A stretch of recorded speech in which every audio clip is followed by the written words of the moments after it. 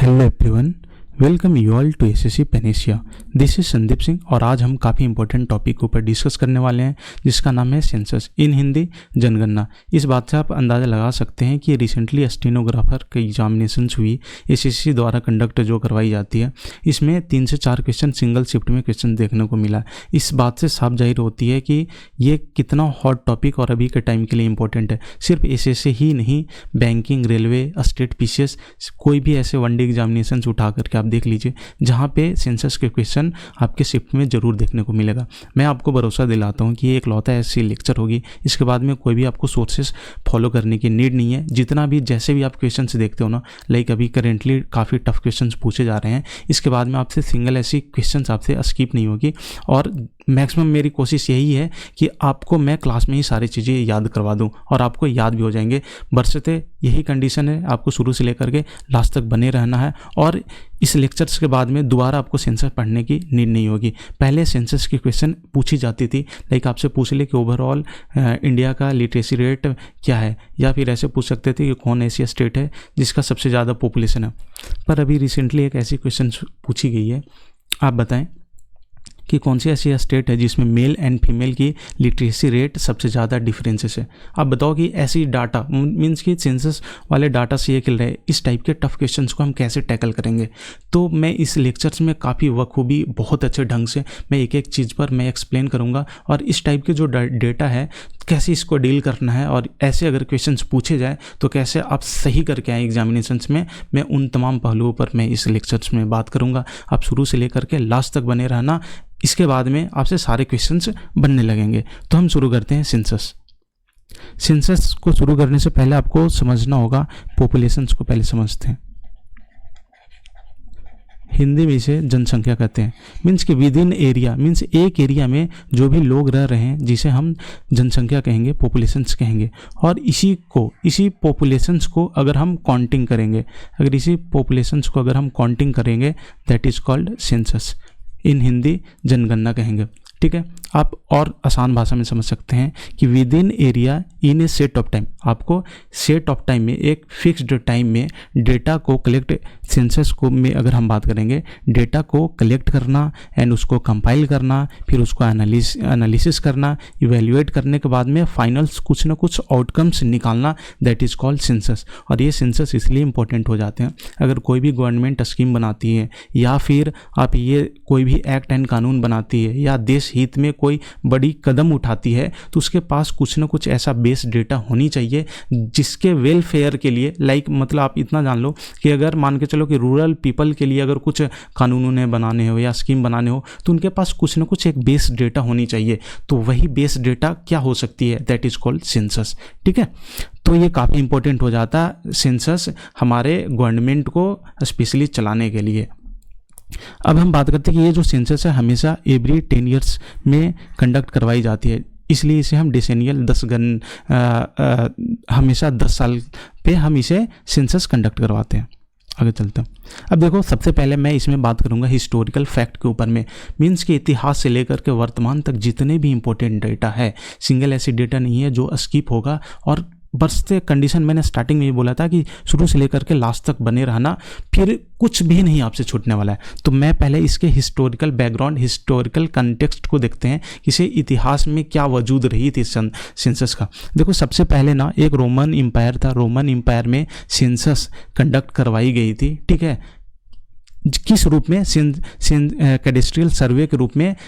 ऐसा माना जाता है कि रोमन एम्पायर में एक सेंसस कंडक्ट करवाई गई थी जिसे हम कैडेस्ट्रियल सर्वे के रूप में जानते हैं। मोस्ट इंपॉर्टेंट है, देखो जिस भी पॉइंट को मैं अंडरलाइन करूँ या फिर सर्कल करूँ, आपको अगर पेन पेपर लेकर के बैठो ना, उसे आपको नोट डाउन कर लेने, मीन्स कि वो मोस्ट इंपॉर्टेंट है। डेटा बहुत ज़्यादा है पर जिसको मैं सर्कल करूँ वो सबसे मोस्ट इंपॉर्टेंट डेटा है। सेकेंड, जब हम हमारा टेन्योर आगे बढ़ते हैं, जब हम मुगल पीरियड में आते हैं, तो एक बुक है जिसका नाम है आपका आईन अकबरी। ये भी मोस्ट इंपॉर्टेंट है, लिखा गया अबुल फजल के द्वारा। इसमें भी हमें सेंसस का जिक्र मिलता है। ठीक है, तो यहाँ से 2 क्वेश्चन आपके कैडेस्ट्रियल सर्वे रोमन एम्पायर में एज ए सेंसस का एविडेंस मिलता है, एंड सेकेंड वन इज आईन अकबरी में मुगल एम्पायर में, मुगल पीरियड में अबुल फजल द्वारा जो लिखी गई है उसमें सेंसस का जिक्र मिलता है।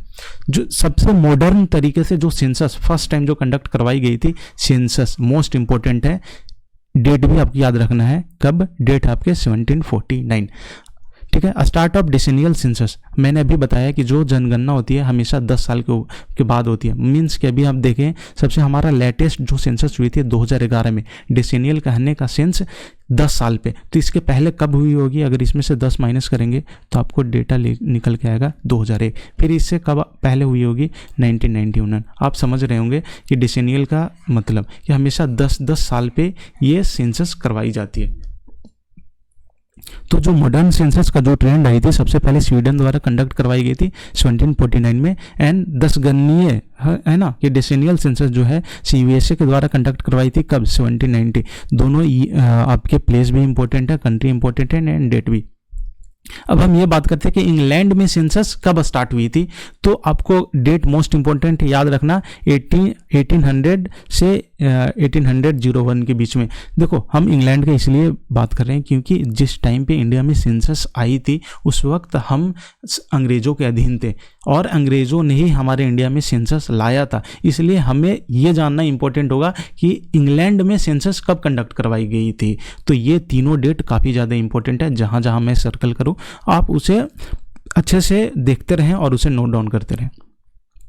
तो यहाँ से मैंने अभी बताया, सबसे मॉडर्न सेंसस स्वीडन द्वारा कंडक्ट कराई गई 1749 में, 10 गणनीय जनगणना डेसेनियल सेंसस USA द्वारा 1790 में, and census started in England. England में जनगणना कब हुई थी, स्टार्ट कब हुई थी? 1800 ईस्वी में। मोस्ट इंपॉर्टेंट तीनों, ठीक है। अब यहाँ से देखते हैं, आपने ये नाम सुना होगा जेम्स प्रिंसेप, जो करके ये क्या थे? अशोक के शिलालेख को पढ़ने वाला सबसे प्रथम व्यक्ति था, है ना, फर्स्ट पुरुष जिन्होंने जेम्स प्रिंसेप जो थे अशोक के शिलालेख को पढ़े थे।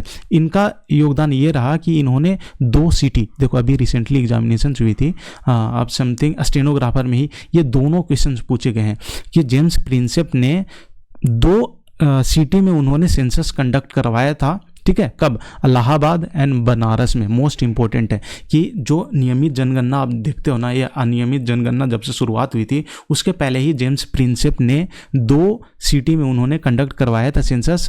First one is Allahabad and second one is Banaras, दोनों में, ठीक है। डेट नोट से इंपॉर्टेंट बट आपको प्लेस इंपॉर्टेंट रखना है, याद रखना है, ठीक है। First complete city census conducted in Dhaka. देखो यहाँ पे सेंसस तो जरूर हुई थी, इन्होंने कंडक्ट करवाया, पर ये कंप्लीट नहीं हुई थी। कुछ ना कुछ ऐसी डेटा था जो करके रह गया था, या फाइनल रिजल्ट नहीं आ पाए थे, या जो डेटा इनको चाहिए था वो मिला नहीं था।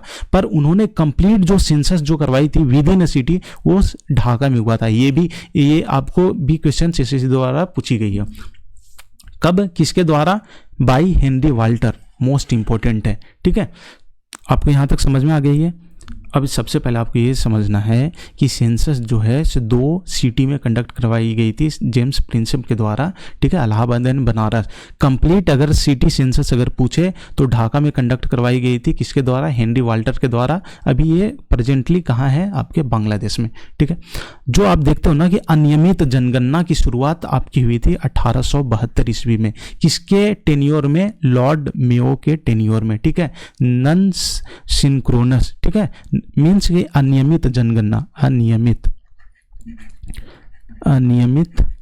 अनियमित जनगणना जो है से कंडक्ट करवाई गई थी सबसे पहले 1872 में। ये तीनों डेट इंपॉर्टेंट है। अनियमित इसलिए क्योंकि जो इनको डेटा चाहिए था, है ना, सही ढंग से सेंसस लागू नहीं हो पाई थी, एक रेगुलर वे में नहीं हो पाई थी। अब जो हम पढ़ते हैं कि देखो जो अभी आपने क्या देखा यहाँ पे, यहाँ देखना कि 1870, अभी ये डेटा देख रहे हो ना आप, ईयर। अभी हमने देखो हिस्टोरिकल बैकग्राउंड से हम चल रहे हैं, तो सबसे पहले देखो कि रोमन एम्पायर के बारे में, फिर डेट देखना, ईयर आपको बढ़ती जा रही है। इसी क्रम में मैंने यहाँ पे स्लाइड में भी इंफॉर्मेशन रखा है। तो सबसे पहले अनियमित जनगणना जो है से लॉर्ड मेयो के टेन्योर में हुई थी। किसके द्वारा कंडक्ट करवाया गया था? लॉर्ड मेयो के द्वारा। डेट इंपॉर्टेंट है 1872 में, ठीक है। अब नियमित जनगणना, ठीक है, मतलब कि नियमित, उसके बाद से ना रेगुलर हर 10 साल के बाद में सेंसस होने लगी थी। कंप्लीट मतलब बहुत अच्छे ढंग से रेगुलर सेंसस 1881 में कंडक्ट करवाई गई थी। टेन्योर इंपॉर्टेंट है 1881 डेट भी, और किसके टेन्योर में? लॉर्ड रिपन के द्वारा, ठीक है। इस टाइम पे सेंसस कमिश्नर जो कह सकते हो ना, जैसे सेंसस है इसके जो सबसे टॉप ऑफिसर्स है ना, टॉप टॉप ऑफिसर्स को ही हम सेंसस कमिश्नर बोलते हैं। तो उस टाइम पे सेंसस कमिश्नर कौन थे? W प्लॉडिन, सिर्फ प्लॉडिन्स याद रखो। तो यहाँ से 3 क्वेश्चन इंपॉर्टेंट। सबसे पहले नियमित जनगणना जो है ना, सिंक्रोनस टाइप से सेंसस 1881 में बाय द रिपन के द्वारा, और उस टाइम पे सेंसस कमिश्नर प्लॉडिन थे। ठीक है, first census of independent Indian 90। याद रखना, एक बात बताओ, हमारा देश आज़ाद हुई थी कब? यहाँ देखना, 1947 में हमारा देश जो है आज़ाद हुई थी। ठीक है, हमने बताया कि 1881 में पहला जनगणना स्टार्ट हुई थी, तो हर एक 10 साल के बाद में स्टार्ट हुई होगी। तो एक टेन्योर आता है आपका कब? 1941 और एक 1951। ठीक है, आप बताओ कि जो हम जब देश आज़ाद हुई थी सबसे नज़दीक वाला जनगणना कौन सी है? यही ना। इसलिए हम जो भी डेटा कंपेरिजन करते हैं ना कि हमारा इंडिपेंडेंट हमारा आज़ादी के समय में कौन सी सेंसस हुई थी, तो हमेशा हम इसको बेस लेकर के चलते हैं, 1951 को। तो वही बता रहा हूँ कि first census of independent India 1951 में कंडक्ट करवाई गई थी। ठीक है, इस टाइम पे सबसे मोस्ट इंपॉर्टेंट है कि जो फर्स्ट सेंसस कंडक्ट करवाई गई थी आफ्टर इंडिपेंडेंट, यहाँ पे जो कमिश्नर कौन थे? आपके गोपाला स्वामी एंड, यहाँ सिर्फ ये याद रखना, येट्स। ठीक है ना, Yeatts and Gopalaswami most important है। यहाँ से क्या क्या क्वेश्चन बन सकती है कि 1951 जो हमारा फर्स्ट इंडिपेंडेंट सेंसस थे, उस टाइम पे कमिश्नर हमारा रहे थे गोपाला स्वामी एंड येट्स। द करेंट सेंसस की बात की जाए तो हमारा 15वां सेंसस है। ठीक है, and 7th census after independent, मतलब कि 1951 के बाद कब रही होगी? 1961। फिर कब रही होगी? 1971। मतलब यहाँ से अभी जो हमारा 2011 का जो सेंसस हुई थी, जो लेटेस्ट में हमारा 10 साल पहले, है ना, मीन्स कि जो प्रीवियसली जो सेंसस हुई थी 2021 का तो हुआ नहीं है, जो हुई थी तो 1951 से लेकर के अभी तक ये 7th सेंसस थे। एंड 1881 के बाद में ये हमारा टोटल 15 सेंसस। तो यहाँ से 2 क्वेश्चंस मोस्ट इंपॉर्टेंट है कि आज़ादी के बाद 7वां जनगणना, एंड जब से रेगुलर सेंसस हुई थी उसके बाद से हमारा 15वां सेंसस है। और सबसे मोस्ट इंपॉर्टेंट ये भी डेटा याद रखेगा कि देखना कि मतलब 21वीं सदी, मतलब कि 21st सेंचुरी का ये दूसरा, 21st सेंचुरी कहने का अर्थ है पहला कब हुआ था? 21st मीन्स कि 21st सेंचुरी में 2001, एंड सेकेंड कब हुआ था? 2011। तो फर्स्ट ये था एंड सेकेंड ये, तो ये इसलिए बोला गया था कि 21वीं सदी में ये हमारा दूसरा जनगणना है। यहाँ समझ आ गई? आगे बढ़ते हैं। आगे बढ़ने से पहले अब ये चीज़ समझ लेना कि हमारा जो पॉपुलेशन डे है ऑब्जर्व कब किया जाता है? 11 जुलाई के। मोस्ट इंपॉर्टेंट है, पॉपुलेशन डे है ना, जनगणना दिवस 11 जुलाई को मनाया जाता है। अब कॉन्स्टिट्यूशनल प्रोविजंस की बात करते हैं, मीन्स कि सेंसस तो है हमारे संविधान में, इसे स्थान कहाँ पे दी गई है हम इस पे समझते हैं, क्योंकि यहाँ से क्वेश्चन पूछे जाते हैं। आपने देखा होगा कि शेड्यूल है, शेड्यूल 7 में सबसे पहले तो आपको याद रखना है कि 7वां शेड्यूल में सेंसस का जिक्र है। कौन से लिस्ट के अंतर्गत आती है? Union list. लिस्ट 3 तरह के होते हैं, है ना, state, union and concurrent. Union list में जो भी एक्ट एंड कानून बनाने के अधिकार किसके पास होती है? सेंट्रल गवर्नमेंट के पास होती है। तो आपको मोस्ट इंपॉर्टेंट ये याद रखना है कि 7वां शेड्यूल मीन्स कि 7th शेड्यूल में यूनियन लिस्ट के अंतर्गत सेंसस की प्रोविजंस को रखी गई है। आइटम नंबर 69, ये पीसीएस की क्वेश्चन है, ये पीसीएस में क्वेश्चन पूछी है ना, एसएससी में अभी तक नहीं पूछी है पर आगे पूछी जाएगी। तो यहाँ से 3 चीज़ें क्लियर हो गई। अब ज्यूरिसडिक्शंस की बात करते हैं। अगर आर्टिकल अगर पूछी जाए तो ये जो है सेंट्रल गवर्नमेंट के ज्यूरिसडिक्शंस में आती है। कौन से आर्टिकल के द्वारा? या आर्टिकल 246, याद रख लेना ऐसे, 246 है ना, 246 के अंतर्गत ये भारत सरकार के अंतर्गत ये उसके ज्यूरिसडिक्शंस में आती है। ठीक, तो यहाँ से 7th schedule, union list 69 items. अगर सेंट्रल गवर्नमेंट्स के अगर आर्टिकल में बात की जाए तो 246। अब सेंसस ऑर्गेनाइजेशंस की बात करें, है ना, कि जैसे कोई भी अगर संगठन है ना, तो उसमें कुछ तो लोग रहते होंगे ना, लाइक मतलब कि उसकी प्रॉपर एक स्ट्रक्चर्स होती होगी, तो हम इसे ऑर्गेनाइजेशंस की बात करते हैं। तो सेंसस ऑर्गेनाइजेशन सबसे पहले इंपॉर्टेंट आ जाती है कि मिनिस्ट्री, कौन से मिनिस्ट्री के अंतर्गत आती है? तो ये मिनिस्ट्री ऑफ होम अफेयर्स के अंतर्गत आती है। इसके जो हाईएस्ट अथॉरिटी है, जो जिसे हम टॉप ऑफिसर्स कहते हैं, है ना, जैसे कोई भी ऑर्गेनाइजेशन है उसमें टॉप पर तो कोई ना कोई इंसान बैठा होगा ना, तो सबसे टॉप ऑफिसर्स के लेवल्स को क्या बोलते हैं? रजिस्ट्रार जनरल या फिर सेंसस कमिश्नर। ठीक है, आप अभी ये बताएं कि आज़ादी के समय हमारा सेंसस कमिश्नर कौन थे? चलो अभी ये देखते हैं ऑफिशियल टाइटल, जैसे अभी है ना कि ऑफिशियल टाइटल कौन कौन से है, registrar general and census commissioner. अब सेंट्रल लेवल अथॉरिटी की बात करते हैं, सेम चीज़ें हैं यहाँ पे।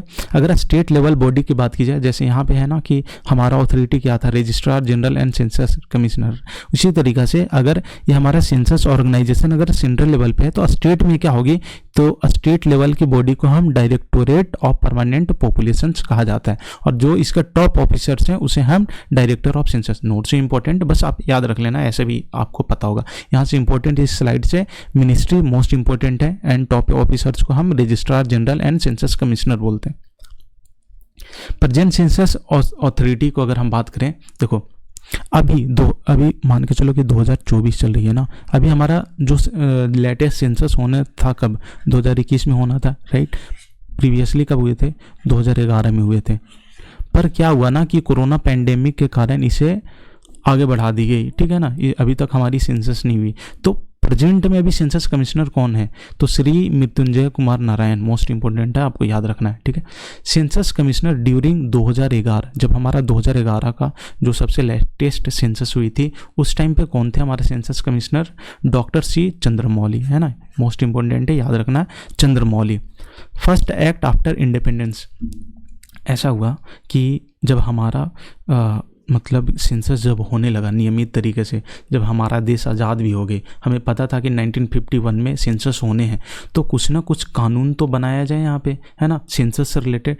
तो जो हमारा फर्स्ट एक्ट जो बना इंडिपेंडेंस के बाद में, वो 1948 सेंसस एक्ट। तो आपसे पूछेगा डायरेक्टली क्वेश्चन कि फर्स्ट एक्ट आफ्टर इंडिपेंडेंस कब हुई थी, 1948 सेंसस एक्ट, आपको याद रखना है। याद रख लेना कि देखो census department established under home ministry to manage census work. देखो ऑर्गेनाइजेशंस तो हमने बना लिया, ठीक है, तो एक मतलब डिपार्टमेंट का भी तो नींव रखी जाएगी ना। तो ये डिपार्टमेंट कब बनाई गई, 1961 में। आगे बढ़ते हैं। नेशनल पॉपुलेशन कमीशन, ऐसा था कि देखो जब हमारा एक्ट भी बन गया 1948 में, ठीक है, पर जो हम ये काम कर रहे थे, जो हमारा जो पॉपुलेशन था ना, काफ़ी रैपिड तरीके से ग्रोथ कर रहा था, काफ़ी ज़्यादा, मीन्स कभी कभी ऐसा डेटा हो जा रहा था कि लाइक अगर दो तीन अगर सेंसस आप लगातार देख लेंगे ना, तो उसमें ना डबल हो जा रहे थे पॉपुलेशन। तो इस चीज़ को देखने के लिए, जनसंख्या को कंट्रोल करने के लिए, स्टेबलाइज करने के लिए कोई ना कोई आयोग की नीड है, ताकि इस पर ना ठोस कदम उठा सके, या जब भी अगर सेंसस की अगर बात आती हो तो उस डेटा को देख कर जहाँ पे भी अगर दिक्कत आ रही हो उसको स्टेबलाइज कर सके सेंसस को। तो इसलिए कमीशंस की गठन की गई थी, ठीक है। तो उसके बारे में देखते हैं। आपसे पूछेगा जिसे नेशनल पॉपुलेशंस कमीशन इस्टेब्लिश कब की गई थी, मोस्ट इंपॉर्टेंट डेट याद है, एएसएससी ने ही क्वेश्चन पूछा हुआ है, ठीक है। नेशनल पॉपुलेशन कमीशन 11 में 2000 ईस्वी को इसकी इस्टेब्लिशमेंट डेट हो गई। अगर हम पूछा जाए कि बताएं कि नेशनल पॉपुलेशन कमीशन में इसमें मेंबर्स कौन कौन से होती है, जो इसके चेयरपर्सन जो होते हैं उसके आपके प्राइम मिनिस्टर ऑफ इंडिया हैं। लाइक अभी हमारे इसके अगर डायरेक्ट पूछे कि नेशनल पॉपुलेशन कमीशन का चेयरपर्सन कौन है, तो नरेंद्र मोदी, ठीक है। वाइस चेयरपर्सन से आप इसके कौन से होते हैं, आपके नीति आयोग के वाइस चेयरपर्सन होते हैं। एंड इसके मेंबर्स की बात की जाए तो जितने भी स्टेट है उसके जितने भी हैं सीएम्स, यहाँ से समझ आ गया होगा। स्टैब्लिश डेट इंपॉर्टेंट है 11 में 2000। इसमें मेंबर्स सबसे चेयरपर्सन, इसके पीएम, वाइस चेयरपर्सन, आपके नीति आयोग के वाइस चेयरपर्सन, एंड इसके मेंबर्स ऑल स्टेट्स। अब बात करते हैं, देखो जब हमारा 1881 की बात करते हैं, 1881 में हमारा क्या हुआ था, रेगुलर जनगणना स्टार्ट हुई थी, ठीक है। किसके टेन्योर में आप कमेंट करके बताएं, ठीक है। तो इसके बाद में क्या हुआ, तब फिर कब हुआ था, 1891 हुआ था। तो जब हम इन आंकड़ों को देखेंगे यहाँ से लेकर करके 2011 तक जब हमारा टाइम आया, तो इसके बीच ना जो भी हमारा पॉपुलेशन को ग्रोथ हुआ उसको हम 4 फेज में डिवाइड किए, है ना। इसको 4 फेज में हम डिवाइड कर दिए। कौन कौन से फेज है हम समझते हैं। 1891 टू 1921 के फेज को हम स्टैग्नेंट ग्रोथ फेज बोलते हैं। ये मोस्ट इंपॉर्टेंट है। जितने भी मैंने डेटा लिखा है ना, सिंगल ऐसी डेटा नहीं है जहाँ से आपके क्वेश्चन नहीं पूछे जाएंगे। और ये लेक्चर ना आप चाहे पीसीएस में बैठ जाओ, या होता है ना कि आप यूपीएससी प्रीलिम्स में भी बैठ जाओ, यहाँ से क्वेश्चन अगर सेंसस से पूछे जाएंगे तो यहाँ से कवर हो जाएंगे। कुछ भी मैंने नहीं छोड़ा है। इस मतलब होता है ना कि इस पीपीटी को तैयार करने में मुझे डेटा को एनालिसिस करके, और होता है ना कि इन्फॉर्मेटिव वे में सजाने में, इसके पीछे का मेहनत आप समझ नहीं सकते। तो बस आपने एंजॉय करते रहे क्लास को। तो मैं ये बता रहा था कि 4 फेज में इसको पॉपुलेशन ग्रोथ को बांटा गया। जो फर्स्ट पॉपुलेशन ग्रोथ था उसको जिसे हम स्टैग्नेंट ग्रोथ फेज बोलेंगे, डेट इंपॉर्टेंट है 1891 से 1921 तक, ठीक है। इसमें ऐसा हुआ कि हम जो पॉपुलेशन का ग्रोथ था हमारा शून्य वृद्धि था, धीमी थी, मीन्स कि हमारा पॉपुलेशन काफ़ी धीमी गति से आगे बढ़ रही थी। पर यहाँ पे ये डेटा देखना कि 1921 टू 1951 इसे हम स्टेडी ग्रोथ फेज, इस बीच हमारा क्रमिक वृद्धि थी, है ना, मीन्स कहीं ना कहीं बैलेंस्ड थी, यहाँ स्लो थी, यहाँ तक बैलेंस थी। पर 1951 टू 1981 मोस्ट इंपॉर्टेंट है ये, और फिर ये कैसे से मैं बताता हूँ। ये जो दौर है ना, यहाँ से मल्टीपल टाइम्स 100 टाइम्स क्वेश्चन पूछ चुकी है कि कौन से ऐसी पॉपुलेशन ग्रोथ फेज है जिसे हम पॉपुलेशन एक्सप्लोजन फेज के नाम से जानते हैं। तो आपके 1951 टू 1981 ये डेटा देख रहे हो ना, 1921, इसके बारे में मैं आगे बताऊंगा, ठीक है। ये काफ़ी इंपॉर्टेंट है। यहाँ पे ना हमारा निगेटिव पॉपुलेशन ग्रोथ हुआ था, निगेटिव में चला गया था हमारा, मतलब कि जो जनसंख्या वृद्धि थी ना, इकलौता ऐसी जो सेंसस था 1911 के बाद और 1921 वाले जो बीच है, इस बीच में हमारा निगेटिव पॉपुलेशन में, मीन्स कि हमें नकारात्मक हमारा सेंसस में वृद्धि हुई थी। ऐसा क्यों था? क्योंकि 1918 में जो मतलब फेमिनिन पड़े थे ना, अकाल जो पड़े थे ना, उसके कारण से मतलब मिलियंस में संख्या में लोग ना मर गए थे, जिस कारण से हमारा निगेटिव ग्रोथ हुई थी यहाँ पे, ठीक है। और इसी ईयर को ही हम क्या बोलते हैं, ग्रेट डिवाइडिंग ईयर के भी नाम से जाना जाता है। आगे बढ़ते हैं, तो मैंने 4 फेज आपको समझा दिया, ठीक है। और ये जो फेज है ना 1981 टू 2001, यहाँ पे कहीं ना कहीं वृद्धि दर धीमी हो गई थी। क्यों हो गई थी? यहाँ तक देखो, तीव्र वृद्धि तो हुई 1951 टू 1981, इसके बाद में कहीं ना कहीं जो हमारा है ना कि स्टेबलाइज हो गई थी पॉपुलेशन ग्रोथ। इसलिए अभी बताओ क्यों? क्योंकि मैंने आपको बताया ना कि न्यू पॉपुलेशन पॉलिसी एनपीपी कब हुई थी? 2000 ईस्वी में। अभी मैंने बताया था इसकी गठन हो गई या काफ़ी सारे स्टेप्स उठाए गए थे, है ना, गवर्नमेंट के द्वारा ये पॉपुलेशन ग्रोथ को स्टेबलाइज करने के लिए। इस कारण से कहीं ना कहीं हमारा वृद्धि दर धीमी हुई है। 2021 का जो जनगणना है कोरोना पैंडेमिक के कारण से इसे टाल दी गई है, ठीक है। देखो मोस्ट इंपॉर्टेंट है, मैं ना डेटा के जरिए समझाऊंगा। एक क्वेश्चन पूछेगा कि कौन सी ईयर है जिसे हम ग्रेट डिवाइडिंग ईयर के नाम से जाना जाता है, महान विभाजन वर्ष के नाम से जाना जाता है। वो जो आपका सेंसस है 1921, मैंने अभी बताया था कि 1911 में हुई होगी और उसके बाद में 1921 में आई थी। इस बीच 1918 में जो अकाल पड़ी ना, इस कारण से मिलियंस में भी यह ना कि ये डेथ हो गई, जिस कारण से हमारा इकलौता ऐसा ईयर था सेंसस का जिसमें निगेटिव पॉपुलेशन देखने को मिली थी। ऐसा इसलिए आप समझो ना कि आप ये समझो कि पॉपुलेशन ना, थोड़ा सा मैं समझा देता हूँ, ठीक है, जब कर ही रहे तो पॉपुलेशन ना तीन चीज़ों पे डिपेंड करती है, birth, death and third one is migration, right, migration. Birth, अगर समझो कि पॉपुलेशन कैसे, या तो बर्थ रेट काफ़ी ज़्यादा हाई हो जाए या फिर डेथ रेशियो जो है से काफ़ी ज़्यादा कम हो जाए, है ना, तो क्या होगा यहाँ पे समझना। यहाँ पे क्या हुआ था कि काफ़ी ज़्यादा लोग ना यहाँ पे मर गए थे, मीन्स कि क्या हुआ कि डेथ रेशियो काफ़ी ज़्यादा हो गई और बर्थ रेशियो कम हो गई, इस कारण से हमारा पॉपुलेशन निगेटिव में चला गया। तो इसी ईयर को ग्रेट डिवाइडिंग ईयर के नाम से जानते हैं, मोस्ट इंपॉर्टेंट है ना। यहाँ पे ये डेटा इंपॉर्टेंट है, कितना ग्रोथ रेट हुई थी। अगर देखा जाए 1911 से 1921 के बीच में इकलौता ऐसी ईयर था जहाँ पे निगेटिव ग्रोथ देखने को मिली है। ये डेटा याद रखना मोस्ट इंपॉर्टेंट है। 0.31% की निगेटिव वृद्धि दिखी गई है हमारे किसमें, पॉपुलेशंस में। अगर आपको एग्जैक्ट नंबर में पूछे तो 7.7 मिलियंस की कमी आई थी 1911 के मुकाबले 1921 में। तो यहाँ से आपको दो इंपॉर्टेंट है कि 1921 को ही ग्रेट डिवाइडिंग ईयर के नाम से जाना जाता है। ग्रोथ रेट की बात की जाए तो निगेटिव में हुई थी 0.31 एंड अगर नंबर में पूछे तो 7.7 मिलियन, ठीक है।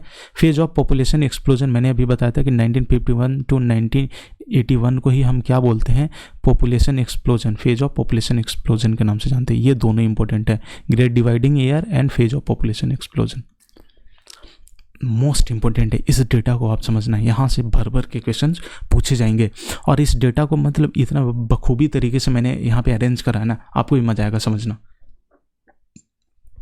ये देख रहे हो ना 1901, उसके बाद में ये देखना 1911 और ये 1921। मैंने इस जो है सेंसस को मैंने क्या बताया था, ग्रेट डिवाइडिंग ईयर के नाम से जाना गया। क्यों ऐसा देखते हैं, यहाँ पे आप ना मतलब यहाँ पे देखना, यहाँ पे है ग्रोथ रेट है इन परसेंटेज में, इकलौता ऐसा देख लो कहीं पे जहाँ पे निगेटिव आई है ये, इसलिए यहाँ पे इकलौता ऐसा ईयर था जिसे ग्रेट डिवाइडिंग ईयर के नाम से जाना गया और हमारा पॉपुलेशन डिकेडल ग्रोथ निगेटिव देखी गई थी। ठीक है, अब देन हमारा इंपॉर्टेंट डेटा ये आ जाता है, इस पे फोकस करो और इस पे। इस बीच का देखो ना, सबसे ज़्यादा पॉपुलेशंस बढ़े हैं, लाइक डबल होता ना कि 2x के स्पीड से इस टाइम पे बढ़ रहे थे। तो आप देख सकते हो यहाँ पे कि इसी को ही हमने क्या बोला था, फेज ऑफ, यहाँ अभी था ना, आपने यहाँ अभी जस्ट अभी पढ़ा था, फेज ऑफ पॉपुलेशन एक्सप्लोजन के नाम से। यहाँ पे काफ़ी रैपिड तरीके से 2x के स्पीड से हमारा वृद्धि हुई थी पॉपुलेशन में।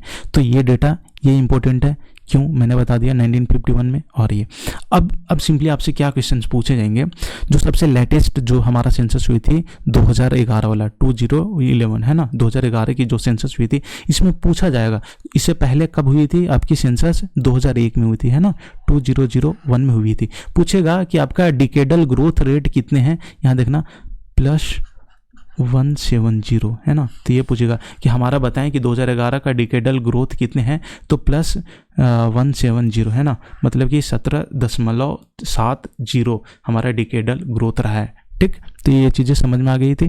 तो यहाँ चीज़ें अब सबसे इंपॉर्टेंट क्या है मालूम है, अगर क्वेश्चन ऐसे कैसे डेटा से खेलता है मैं बताता हूँ। अब पूछेगा कि हमारा आज़ादी के समय को कंपैरिजन करते हुए जो 2011 में हमारा सेंसस हुई वो कितने गुने बढ़ गए, समझ रहे हो ना भाई। अब कैसे ऐसे क्वेश्चन ही तो खेल रहे हैं ना ज़्यादा डेप्थ बनाने के लिए। तो आप समझो, ये है आज़ादी के समय और ये अभी करेंट सेंसस हुई थी, समथिंग कितना गुना है बताओ, 3.5 टाइम्स है, 3.5 टाइम। तो यहाँ से ऐसे क्वेश्चन पूछी गई है और ये क्वेश्चन पूछा भी गया है कि आज़ादी के समय जो प्रेजेंट जो अभी सेंसस हुई थी ये कितने गुने जनसंख्या बढ़ गई है, तो 3.5 गुना। यहाँ से समझ में आ गई होगी ना, मैंने पिक्चर के थ्रू मैंने काफ़ी अच्छे से बखूबी समझाया आपको। और ये डेट ये भी याद रख लेना कि 2011 में 121.08 है ना इन क्रोर, एंड डिकेडल ग्रोथ कितने हुए थे, 17.70। आगे बढ़ते हैं, पॉपुलेशन पॉलिसी की बात की जाए, मैंने अभी बताया था कि एनपीपी आई थी, न्यू पॉपुलेशन पॉलिसी। क्यों, क्योंकि जनसंख्या काफ़ी रैपिड तरीके से ग्रोथ हो रही थी, तो उसको स्टेबलाइज करने के लिए पॉपुलेशन पॉलिसी को लाया गया। कौन कौन से हैं हम देखते हैं शॉर्ट में। ठीक है, फैमिली प्लानिंग अंडर है ना फर्स्ट 5 ईयर प्लान। जब फर्स्ट 5 ईयर प्लान जब हमारा आई थी 1951 में, तो उस दौरान हमारा जवाहरलाल नेहरू ने फर्स्ट प्लानिंग फैमिली प्लानिंग ये लेकर करके आई थी है ना, ताकि हम अपने पॉपुलेशंस को स्टेबलाइज कर सकें। इंपॉर्टेंट है, मोस्ट इंपॉर्टेंट है, ये भी है ना फैमिली प्लानिंग अंडर दोनों फर्स्ट 5 ईयर में भी एंड सेकेंड 5 ईयर में भी। ऐसे पूछा गया कि फैमिली प्लानिंग कौन से 5 ईयर के दौरान लाई गई थी, तो फर्स्ट एंड सेकेंड। ठीक है, and third one is 5th में भी इसे लाई गई थी, पर इसे हालांकि कुछ खास फर्क पड़ा नहीं था। आप देखेंगे कि इस बीच ही होता है ना जनसंख्या विस्फोट हुई थी। फर्स्ट पॉपुलेशन पॉलिसी है ना हमारा इंट्रोड्यूस हुई थी कब, 1966 में, मोस्ट इंपॉर्टेंट है। एंड देन इसे रिवाइज्ड कब किया गया था, 1977 में। ये दोनों डेट इंपॉर्टेंट, अगर पूछे कि first population policy introduce 1976 and revise 1977 में। अभी हमने आपको बताया था बाकायदे बहुत अच्छे से कि न्यू जो पॉपुलेशन पॉलिसी जो है एनपीपी हमारा 2000 ईस्वी में गठित हुई थी। तो एनपीपी तो हमारा 2000 में हुई थी, पर जब इंट्रोड्यूस्ड फर्स्ट टाइम कब किया गया था, 1976 में। फर्स्ट स्टेट कौन सी ऐसी राज्य है जो पॉपुलेशन पॉलिसी को इम्प्लीमेंट किया था, मोस्ट इंपॉर्टेंट है आंध्र प्रदेश। एंड इसका गोल क्या था कि हम 2045 तक हम अपने जनसंख्या को स्टेबलाइज कर सके। सिंगल ऐसी पॉइंट नहीं है जहां से एसएससी या यूपी पीएससी या फिर स्टेट पीसीएस रेलवे बैंकिंग यहाँ से क्वेश्चन ना पूछे। आगे बढ़ते हैं, सेंसस 2011। अब हमने जितना भी था पहले हिस्टोरिकल बैकग्राउंड या उससे रिलेटेड जितने भी की टर्म्स हैं हमने खत्म करा। अब सेंसस 2011 पे बात आती है। सबसे पहले ही क्वेश्चन, अभी ये क्वेश्चन से देखने को मिला था, आई थिंक हाँ CHSL मेंस में ही क्वेश्चन आया हुआ था अभी जो रिसेंटली हुई थी, कि बताएं कि सेंसस 2011 जो था से कितने फेज में कंडक्ट करवाई गई थी, 2 फेज में। ठीक है, फेज 1 एंड फेज 2। फेज 1 में मतलब हाउसिंग की हुई थी है ना, जो घर हैं उनकी सेंसस हुई थी। टेन्योर नोट से इंपॉर्टेंट, बस आपको याद रखना है कि 2 फेज में हुई थी। ठीक है, कब, अप्रैल से सितंबर, मोटा मोटी आपको याद रख लेना है। ठीक है, जो सेकेंड पॉपुलेशन इन्यूमरेशन जिसे आप बोलते हैं, जो सेकेंड फेज जो चली थी आपके 9 फरवरी से लेकर के 28 फरवरी के बीच में हुई थी। ठीक है, जो जिसे हम सेंसस पीरियड के नाम से जानते हैं। कब, 9 फरवरी से लेकर के 28 फरवरी। ये मोस्ट इंपॉर्टेंट है, आपको रट लेना है कि सेंसस पीरियड आपके 2011 का कब से कब तक था, 9 फरवरी से लेकर के 28 फरवरी के बीच में। अगर रेफरेंस डेट माना जाए, हालांकि देखो 28 फरवरी तो हमारा क्लोजिंग था ना, इस टाइम तक हो गया था, तो एक रेफरेंस डेट भी होगी ना। कौन सा रेफरेंस डेट था, इसके बाद तो 1 मार्च ही आता है ना। 1 मार्च के रात्रि 12 बजे मिडनाइट के पहले, मतलब कंप्लीट, आप समझ रहे हो ना, ये रेफरेंस डेट माने। सेंसस 2011 भी हमने बताया कि जब हमारे 1881 में हुआ था, 1881 में जब सेंसस हुई थी, नियमित रूप से जनगणना हुई थी, उसका 15वां, और इंडिपेंडेंस के बाद में 1951 जो हुआ था उसके बाद में 7वां जनगणना हुआ है। ठीक है, अगर मैस्कोट की बात की जाए तो इनुमरेटर टीचर, देखो काफ़ी लोग कंफ्यूज करते हैं भाई मैस्कोट एंड मोटो, इन दोनों में मैस्कोट एंड मोटो में आप कंफ्यूज मत होना। आपने देखा होगा कि जहाँ पे अगर सेंसस की अगर पिक्चर आपने अगर देखा होगा तो उसमें देखे होंगे कि एक जो लेडी टीचर है ना वो खड़ी हैं और वो शायद सूट पहन करके और उनके हाथ में पेन एंड पेपर है, तो उसी को मैस्कट बोला गया है। तो कौन से इनुमरेटर टीचर, प्रगणक शिक्षिका, हिंदी में प्रगणक शिक्षिका। ठीक है, इसकी मोटो की बात की जाए आवर सेंसस और फ्यूचर, हमारी जनगणना हमारा भविष्य। ठीक है, इसके मोटो मोस्ट इंपॉर्टेंट है, आपको याद रख लेना है।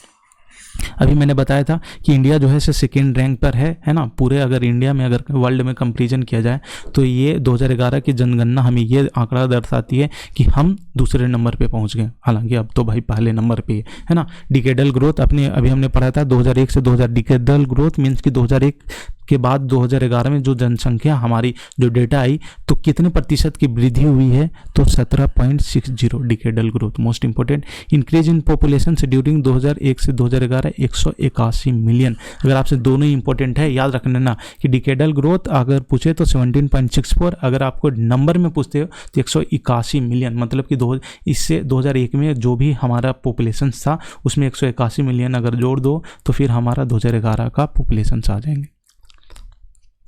अब देखो सेंसस को कंडक्ट तो हमने करवा रहे थे, तो इस बीच होता है ना, इससे रिलेटेड काफ़ी सारे टर्मिनोलॉजी है ना। तो कौन कौन से टर्मिनोलॉजी है जी, इन टर्मिनोलॉजी के माध्यम से हम कंप्लीट सेंसस का रूप देते हैं, मतलब सेंसस का नाम देते हैं। कौन कौन से पैरामीटर है उस पर हम बात करते हैं। जो सबसे फर्स्ट इंपॉर्टेंट आती है आपके density of population, population density, Hindi में जनसंख्या घनत्व। आपको समझना होगा एक स्क्वायर किलोमीटर में है ना, मतलब 1 किलोमीटर लेंथ एंड विड्थ ले लो, 1 स्क्वायर किलोमीटर में जितने भी लोग रहते हैं ना उसी को हम क्या बोलेंगे, पॉपुलेशन डेंसिटी के नाम से जानते हैं। सेक्स रेशियो, ठीक है, पॉपुलेशन डेंसिटी समझ जाएगा, कहीं कहीं आपके डेफिनेशन ही इंपॉर्टेंट है। तो आपको याद रखना है कि 1 स्क्वायर किलोमीटर में जो भी लोग रहते हैं उसे हम पॉपुलेशन डेंसिटी के नाम से जाना जाता है। ठीक है, सेक्स रेशियो की बात की जाए, सबसे इंपॉर्टेंट ये है कि 1000 मेल्स पर, याद रखना कि 1000 मेल्स पर कितने फीमेल्स हैं, फीमेल्स है, उसी को हम सेक्स रेशियो बोलेंगे।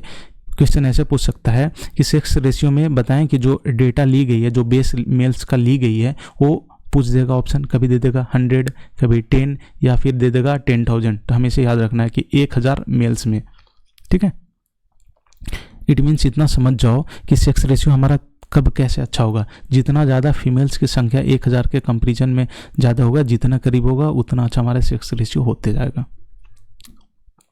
Child sex ratio same as it is आपके सेक्स रेशियो की तरह ही बचते। आपको मोस्ट इंपॉर्टेंट याद रखना है कि इसमें कौन सी एज ग्रुप आती है, आपके 0 से 6 साल के बच्चे,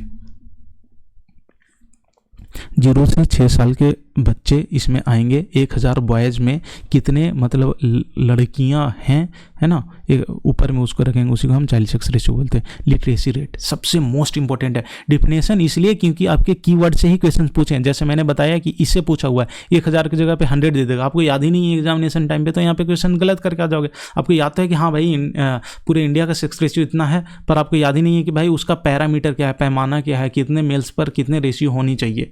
तो इसलिए जो हाईलाइट करवा रहा हूँ उसे आप देखते जाओ, इंपॉर्टेंट है। चाइल्ड सेक्स रेशियो में age group most important, 0 to 6 years की बात करते हैं। लिटरेसी रेट की बात की जाए तो हम लिटरेसी रेट समझते हैं कि जो 7 साल या 7 साल के ऊपर जो भी लोग हैं, या तो उनको पढ़ने आना चाहिए, या फिर उनको उन्हीं पढ़े हुए चीज़ों को लिखने आने चाहिए, या फिर लिखा हुआ चीज़ों को वो पढ़ ले कोई भी एक लैंग्वेज में, उसे हम क्या बोलेंगे, ये ईयर याद रखना, ठीक है, उसे हम लिटरेट पर्सन बोलेंगे। ऐसा नहीं है कि भाई वो डिग्री होल्डर हो, 10th 12th या 8th का बोर्ड पहले होती थी वो डिग्री लेकर के बैठा हो, उसको हम लिटरेट पीपल नहीं बोले। लिटरेट पीपल कहने का सिंपली अर्थ ये है हमारा कि 7 साल या उससे अधिक वाले जो भी पर्सन है उसे या तो कोई भी एक लैंग्वेज में पढ़ना या लिखना आ जाए, ठीक है, उसे हम लिटरेट पीपल बोलेंगे। डिकेडल ग्रोथ रेट अभी मैंने बताया था कि हर एक 10 साल में जो भी ग्रोथ होती है, जैसे अभी 2011 के पहले 2001 में हुई थी, हर 10 साल में जो भी जनसंख्या में वृद्धि हुई उसे हम डिकेडल ग्रोथ के नाम से जानते हैं। इन्फेंट मोर्टेलिटी रेट आपको मोस्ट इंपॉर्टेंट है कि एक साल के कोई भी बच्चा जन्म लिया, ठीक है ना, एक साल के अंदर में मान के चलो कि अगर 100 बच्चा अगर जन्म लिया, उसमें 40 बच्चे की डेथ हो गई, जीवित कितने रहे, 60 रहे, तो आप समझ रहे हो ना, तो उसी को हम इन्फेंट मोर्टेलिटी रेट बोलते हैं।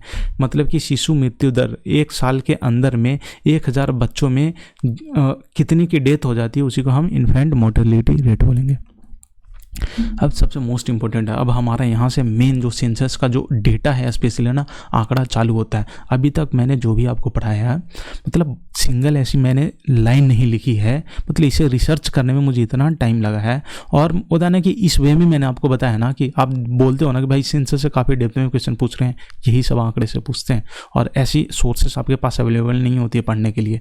जिस तरीक़ा से मैंने अभी हिस्टोरिकल बैकग्राउंड से एकदम प्रेजेंट तक मैंने दिखाया, हम डेटा अभी से हमारा डेटा स्टार्ट हो रहा है ना, उसमें भी बखूबी मैं इतने अच्छे तरीके से आपको बताऊंगा ना कि लाइक मतलब आपको क्लास में ही मैक्सिमम चीज़ याद हो जाएगी। और देखते हो ना कि एसएससी इन दिनों काफ़ी डेप्थ में क्वेश्चन पूछ रही है, तो वो सारे के सारे बन जाएंगे। ठीक है, आपको याद रखने हैं, आपको स्टेट्स सबसे मोस्ट इंपॉर्टेंट है कि जब हमारा सेंसस 2011 हुई तो उसमें जो एडमिनिस्ट्रेटिव यूनिट है ना, like state, district, town, village, कितने कितने थे उनके पास में। ठीक है, तो टोटल उस टाइम 2011 में स्टेट्स कितने थे, स्टेट एंड यूटी दोनों मिला दी जाए तो 35। डिस्ट्रिक्ट की संख्या बहुत इंपॉर्टेंट है, ये सारे जो डेटा लिखी गई है ना इंपॉर्टेंट है। स्टेट 35, डिस्ट्रिक्ट 640, सब डिस्ट्रिक्ट जिसे आप अनुमंडल बोलते हैं ना, अनुमंडल आपके 5920 and towns most important and villages. ये दोनों डेटा तो याद रख लेना, कुछ ऊपर से पूछे या ना पूछे ये जरूर पूछेंगे आपसे, ऐसा है ना। ये डायरेक्टली आपसे यहाँ से पूछ देंगे कि टाउन्स की संख्या कितनी थी, विलेज की संख्या कितनी थी। अब देखो अब मैंने आपको बता दिया कि जब हमने एडमिनिस्ट्रेटिव यूनिट को डिसाइड कर लिया, अब एक डेटा के जरिए हम समझते हैं कि जो भी हमारा सेंसस हुई थी 2001 और 2011 दोनों के डेटा को हम कंपेयर करते हैं, और उससे जो रिजल्ट निकल के आती है, क्या क्या एसएससी क्वेश्चंस पूछती है। ठीक है, जो जो इंपॉर्टेंट होगा मैं उसको मार्क करूंगा।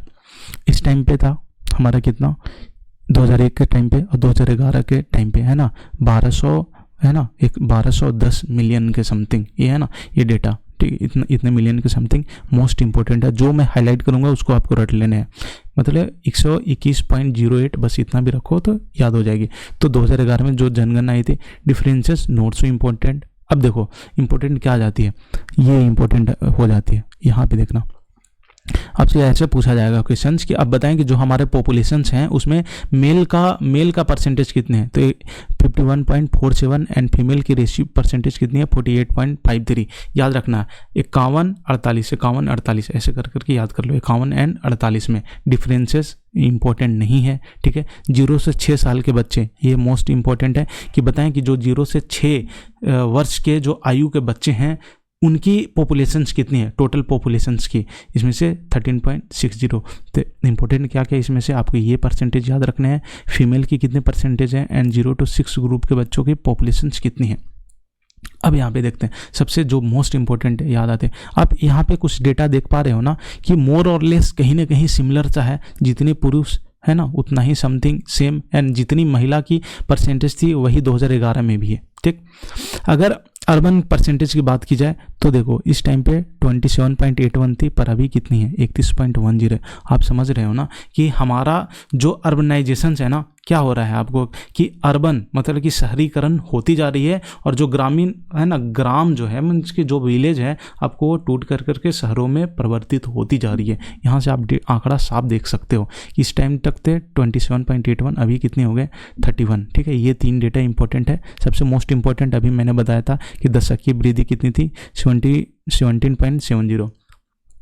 अब एनुअल की बात करें, वार्षिक वृद्धि दर का मतलब कि जो हमारा एनुअल कितने बढ़े। अब ये देखना, एक बात बताओ, 2001 में कुछ पॉपुलेशंस होगी, 2002 में भी कुछ पॉपुलेशंस होगी, इसी तरीक़ा से 2011 तो 2001 से लेकर के 2011 तक कंपेयर करेंगे, इसे हमने दशकीय वृद्धि दर में 17.7 होगी। पर इस बीच भी तो कुछ ना कुछ पॉपुलेशंस बढ़े होंगे ना, तो इसकी जो एक ईयर में कितनी पॉपुलेशन किस गति से बढ़ी है उसी को हम वार्षिक वृद्धि दर के नाम से जानते हैं। तो 1.64 मोस्ट इंपॉर्टेंट है, ठीक है। लिटरेसी रेट की बात की जाए तो हमारा 74.0 सबसे मोस्ट, याद यहाँ देख लो ना, लिटरेसी रेट हमारा 2001 में 64.8 थे। क्वेश्चन ऐसे पूछी थी, बताएं कि 2001 के कंपैरिजन में 2011 में कितना प्रतिशत हमारा लिटरेसी रेट सुधरा है। ये क्वेश्चन एसएससी का ही है भाई, तो ये इंपॉर्टेंट है। इसलिए मैंने डेटा ला करके आपके सामने, होता है ना कि आंखों के सामने लाया है कि एकदम आपको सब कुछ साफ साफ दिखे कि कैसे क्या चीज़ें वो डेटा के साथ में खुलती है। समझो डायरेक्ट पूछ देता, अगर ये डेटा याद रखता कि 64.80 पहले थे एंड 74.0 है, तो डिफरेंस कर करके आप देख सकते हैं। हालांकि डिफरेंस ना कर लें, ये इंपॉर्टेंट है, आप याद कर लें। अब यहाँ पे देखेंगे, अब यहाँ से देखो कि जो हमारा मेल लिटरेसी रेट है वो भी सुधर रहे हैं एंड फीमेल लिटरेसी रेट भी सुधर रहे हैं। पर यहाँ से आपने ऐसे स्टेटमेंट में क्वेश्चन पूछ सकते हैं। यहाँ देखना कि बताएं कि जो हमारा सेंसस 2011 हुई उसमें स्टेटमेंट ऐसे दे देगा कि महिलाओं मीन्स कि जो फीमेल्स की जो लिटरेसी रेट है ज़्यादा बढ़ी है इन कंपेयर टू मेल, है ना भाई। आप ऐसा तो है कि भाई पुरुषों की लिटरेट तो हैं, पर अगर डिफरेंस देखा जाए, कंपैरिजन देखा जाए तो 2001 से 2011 के रिस्पेक्ट में महिलाओं की डिफरेंसेस परसेंटेज में ज़्यादा है, मीन्स कि महिलाएं ज़्यादा पढ़ रही हैं। पॉपुलेशन डेंसिटी की बात की जाए, इस टाइम तक 325 थे, 382 है, ठीक है। ये इंपॉर्टेंट है मोस्टली, आपकी ये वाला ये डेटा आपको इंपॉर्टेंट है। तो यहाँ पे जितने भी थे 57 मोर और लेस समथिंग सेम ही है। तो इस डेटा में कोई दिक्कत, 1 और 11 को हमने कंपेरिजन किया। सबसे मोस्ट इंपॉर्टेंट है, ये पूछता है, अभी मालूम कि पूछ देगा आपसे, कंपैरिजन करता है डायरेक्टली 1951। कब पूछेगा कि आज़ादी के समय जो सेंसस जनगणना हुई थी उसके 2011 के कंपैरिजन में पूछता है भाई। तो ये सब डेटा अगर समझो कि इतने अच्छे तरीके से मैंने पीपीटी में लाया है ना कि आज पूरा का पूरा क्लियर होने वाला है आपको। तो टोटल पॉपुलेशन अगर 1951 के समय देख सकते हैं, आज़ादी के समय में, तो 36.10 थी, अभी कितनी है 120.08। हम मैंने बताया था कि कितनी गुनी बढ़ी है, 3.5 गुना। ये क्वेश्चन पूछा गया है कि बताएं कि आज़ादी के समय से लेकर के 2011 में जो सेंसस हुई कितनी गुनी आज़ादी बढ़ गई है, कितने टाइम से पॉपुलेशन बढ़ी है, तो 3.5 टाइम्स, ठीक है। लिटरेसी रेट की बात की जाए तो 4 टाइम्स, मोस्ट इंपॉर्टेंट है। इस पर सारे डेटा इंपॉर्टेंट है, ये याद नहीं रखने हैं, बस ये याद रख लेना, ठीक है, जो लैंग्वेज फॉर्मेट में आपके। डेंसिटी की बात की जाए, है ना, तो आपको 3 टाइम्स हाइयर हो गए हैं, ठीक है। एंड सेक्स रेशियो की बात की जाए, यार ये हमारा भारत की दुर्भाग्य ही है कि हम इसमें इकलौता ऐसी चीज़ है ना जो मतलब जहाँ पे अच्छी होनी चाहिए थे जो पैरामीटर, वहाँ पे हम माइनस में गए हैं। सेक्स रेशियो, यार मतलब होता है ना, सोचो कि महिलाओं 1000 में 946 थी, अभी सिर्फ 943 है, मतलब कि 3 कम गई है। तो ये हमारी देश की ही विडम्बना है। तो होता है ना कि लाइक अब के जो जनरेशन है वो तो मोस्टली ऐसा है ना, उनका भी थॉटफुल ऐसा ही है कि भाई मतलब उनसे पूछा जाता है कि मतलब आपको क्या चाहिए, तो ऐसे बोलते हैं कि लड़की यही चाहिए। तो हालांकि अब का माइंडसेट है, अब तो है ना सेक्स रेशियो काफ़ी ज़्यादा बढ़िया हो जाएगा। तो ये देखना कि 1943 थे, ठीक है, 3 कम थे। तो ये स्लाइड से कोई दिक्कत तो नहीं होगा मेरे ख्याल से, ये याद कर लेना सब।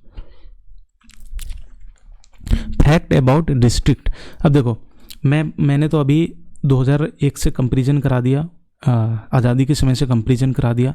अब जो 2011 में डेटा निकल करके आई थी सेंसस, तो हम पहले डिस्ट्रिक्ट वाइज चलेंगे, फिर सिटी वाइज चलेंगे, फिर जो सेंसस के जितने भी पैरामीटर है फिर हम उसको कवर करेंगे। तो जो डिस्ट्रिक्ट में क्या क्या इंपॉर्टेंट फैक्ट है उसको देखते हैं। सबसे मोस्ट पॉपुलेटेड डिस्ट्रिक्ट की बात की जाए तो थाने, है ना, थाने सबसे पॉपुलेटेड डिस्ट्रिक्ट था।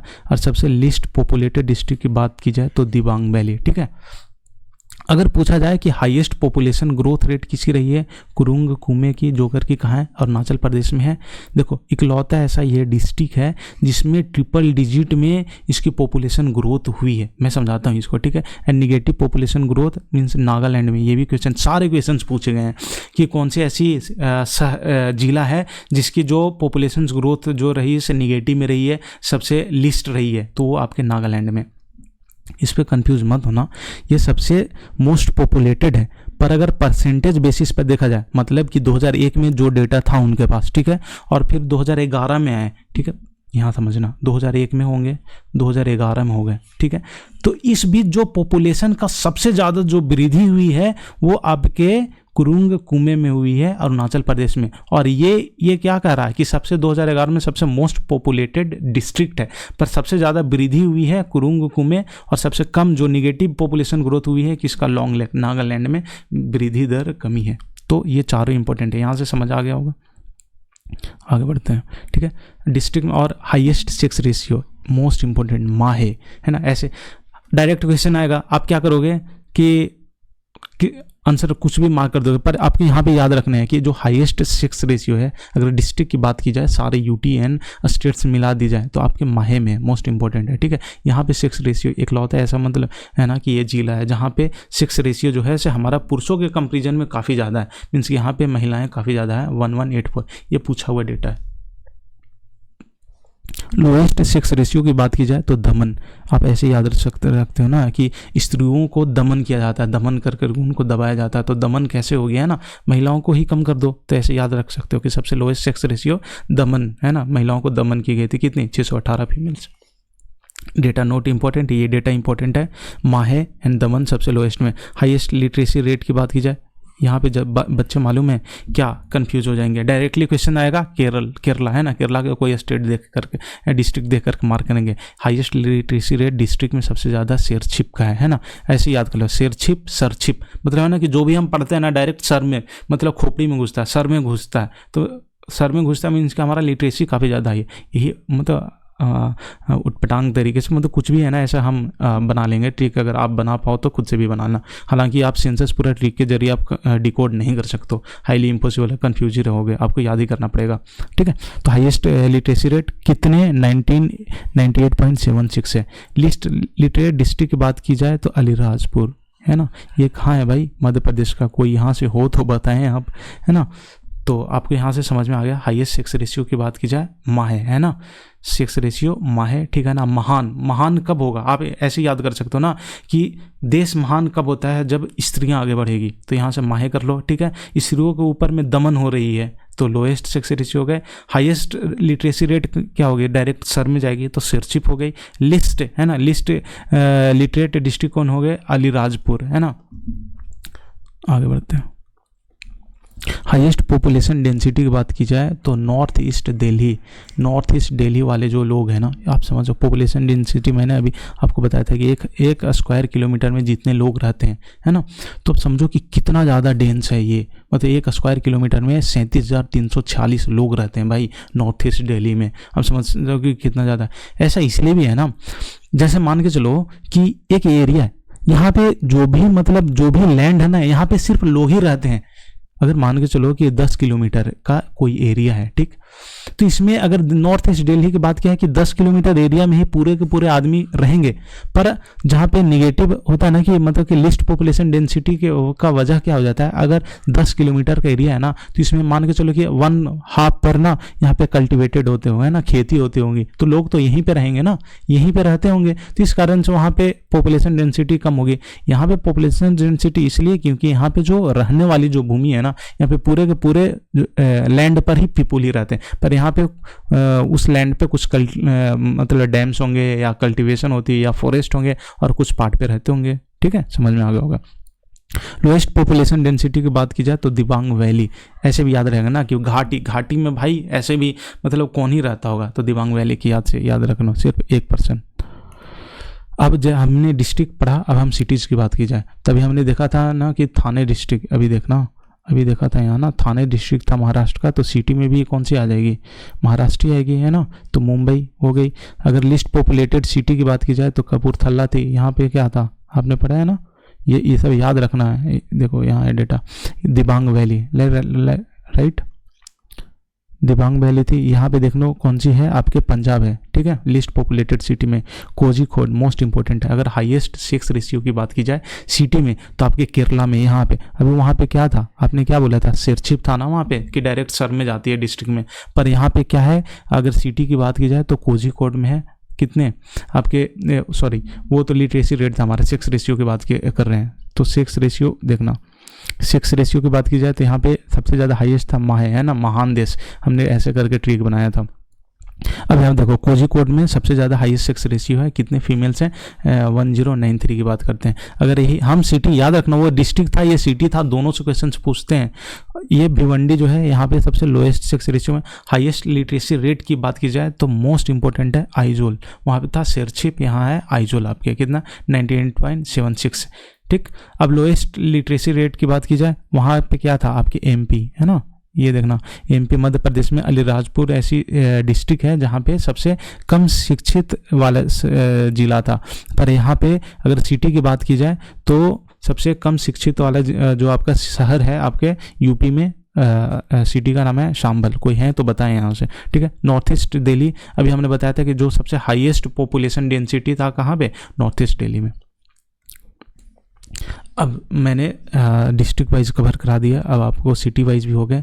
अब जो हमारा जो सबसे इंपॉर्टेंट डेटा जहाँ से एसएससी पूछता है, यार पहले ऐसा था ना कि डायरेक्टली आपसे क्वेश्चन सिर्फ पूछते थे कि लिटरेसी रेट किसका क्या है देश का, या मोस्ट पॉपुलेटेड सिटी कौन सी है, या फिर पॉपुलेशन डेंसिटी पूछ ले कौन सी स्टेट है। पर अब इतना ज़्यादा पैरामीटर है ना, मतलब एक सीमा होती है, एक लिमिटेशंस होती है उन्हें पूछने का। इतना कुछ उन्होंने पूछ लिया है ना कि एकदम अंदर से घुस कर करके वो क्वेश्चन पूछ रहे हैं। तो अब बताओ, फिर आ गया शेड्यूल कास्ट के ऊपर में। अब यहाँ से मोस्ट इंपॉर्टेंट है, सबसे पहले तो आपको याद रखना होगा कि शेड्यूल कास्ट में ये दोनों का परसेंटेज, दोनों आधा होते हैं एक दूसरे का। शेड्यूल कास्ट जो है जिसको हम शॉर्ट में आप एससी बोलेंगे, इसकी परसेंटेज मोस्ट इंपॉर्टेंट है 16.6%। एंड ट्राइब की, शेड्यूल ट्राइब जिसे एसटी बोलेंगे 8.6। याद रखने का तरीका है शेड्यूल कास्ट वाले ज़्यादा हैं, ट्राइब में दुगना, ऐसे याद कर लगना सबसे मोस्ट इंपॉर्टेंट है। जो शेड्यूल कास्ट जो है सबसे ज़्यादा कहाँ पे, कौन से स्टेट में है, उत्तर प्रदेश में। यार पहले ऐसा था, डायरेक्टली पहले क्वेश्चन क्या पूछते थे कि बताएं कि कौन सी ऐसी स्टेट है जहाँ पे शेड्यूल कास्ट की संख्या सबसे ज़्यादा है, तो उत्तर प्रदेश मार्क कर देते थे। पर एसएससी हो या कोई भी एग्जाम, स्पेशली मुझे जहाँ तक ऐसा लगता है ना कि जो एसएससी क्वेश्चन ढूंढ कर लाती है ना, इवन कि मुझे ना स्टेट पीसेस में भी वैसे क्वेश्चन से देखने को नहीं मिलते हैं, स्पेशली सेंसस के में। सेंसस से काफ़ी डेप्थ में क्वेश्चन एसएससी बना रही है। तो पहले सिर्फ एक फर्स्ट स्टेट पूछती थी, अब वो 3 स्टेट पूछती है कि भाई अब बताएं इसे आप क्रम तरीके से, है ना, असेंडिंग ऑर्डर में, डिसेंडिंग ऑर्डर में, टॉप 3 आपको करने हैं, टॉप बॉटम आपको बताने हैं। इसलिए मैंने टॉप 3 लेकर के, और शेड्यूल कास्ट में टॉप 3 मोस्ट इंपॉर्टेंट है, क्योंकि एसएससी ने ही ये क्वेश्चन पूछा है कि कौन ऐसे 3 राज्य हैं जो करके क्रमवार तरीके से आपको सजाने हैं। तो उत्तर प्रदेश फर्स्ट पे आते हैं, दूसरे पे वेस्ट बंगाल आते हैं, थर्ड पे बिहार। याद करने का तरीका, शेड्यूल कास्ट आसपास ही है, उत्तर प्रदेश के बगल में आपके बिहार है, बिहार के बगल में वेस्ट बंगाल है ना, तीनों क्रम से है, तो आपको याद रखना है। अगर टॉप स्टेट बात की जाए बाई परसेंटेज बाई, तो पंजाब।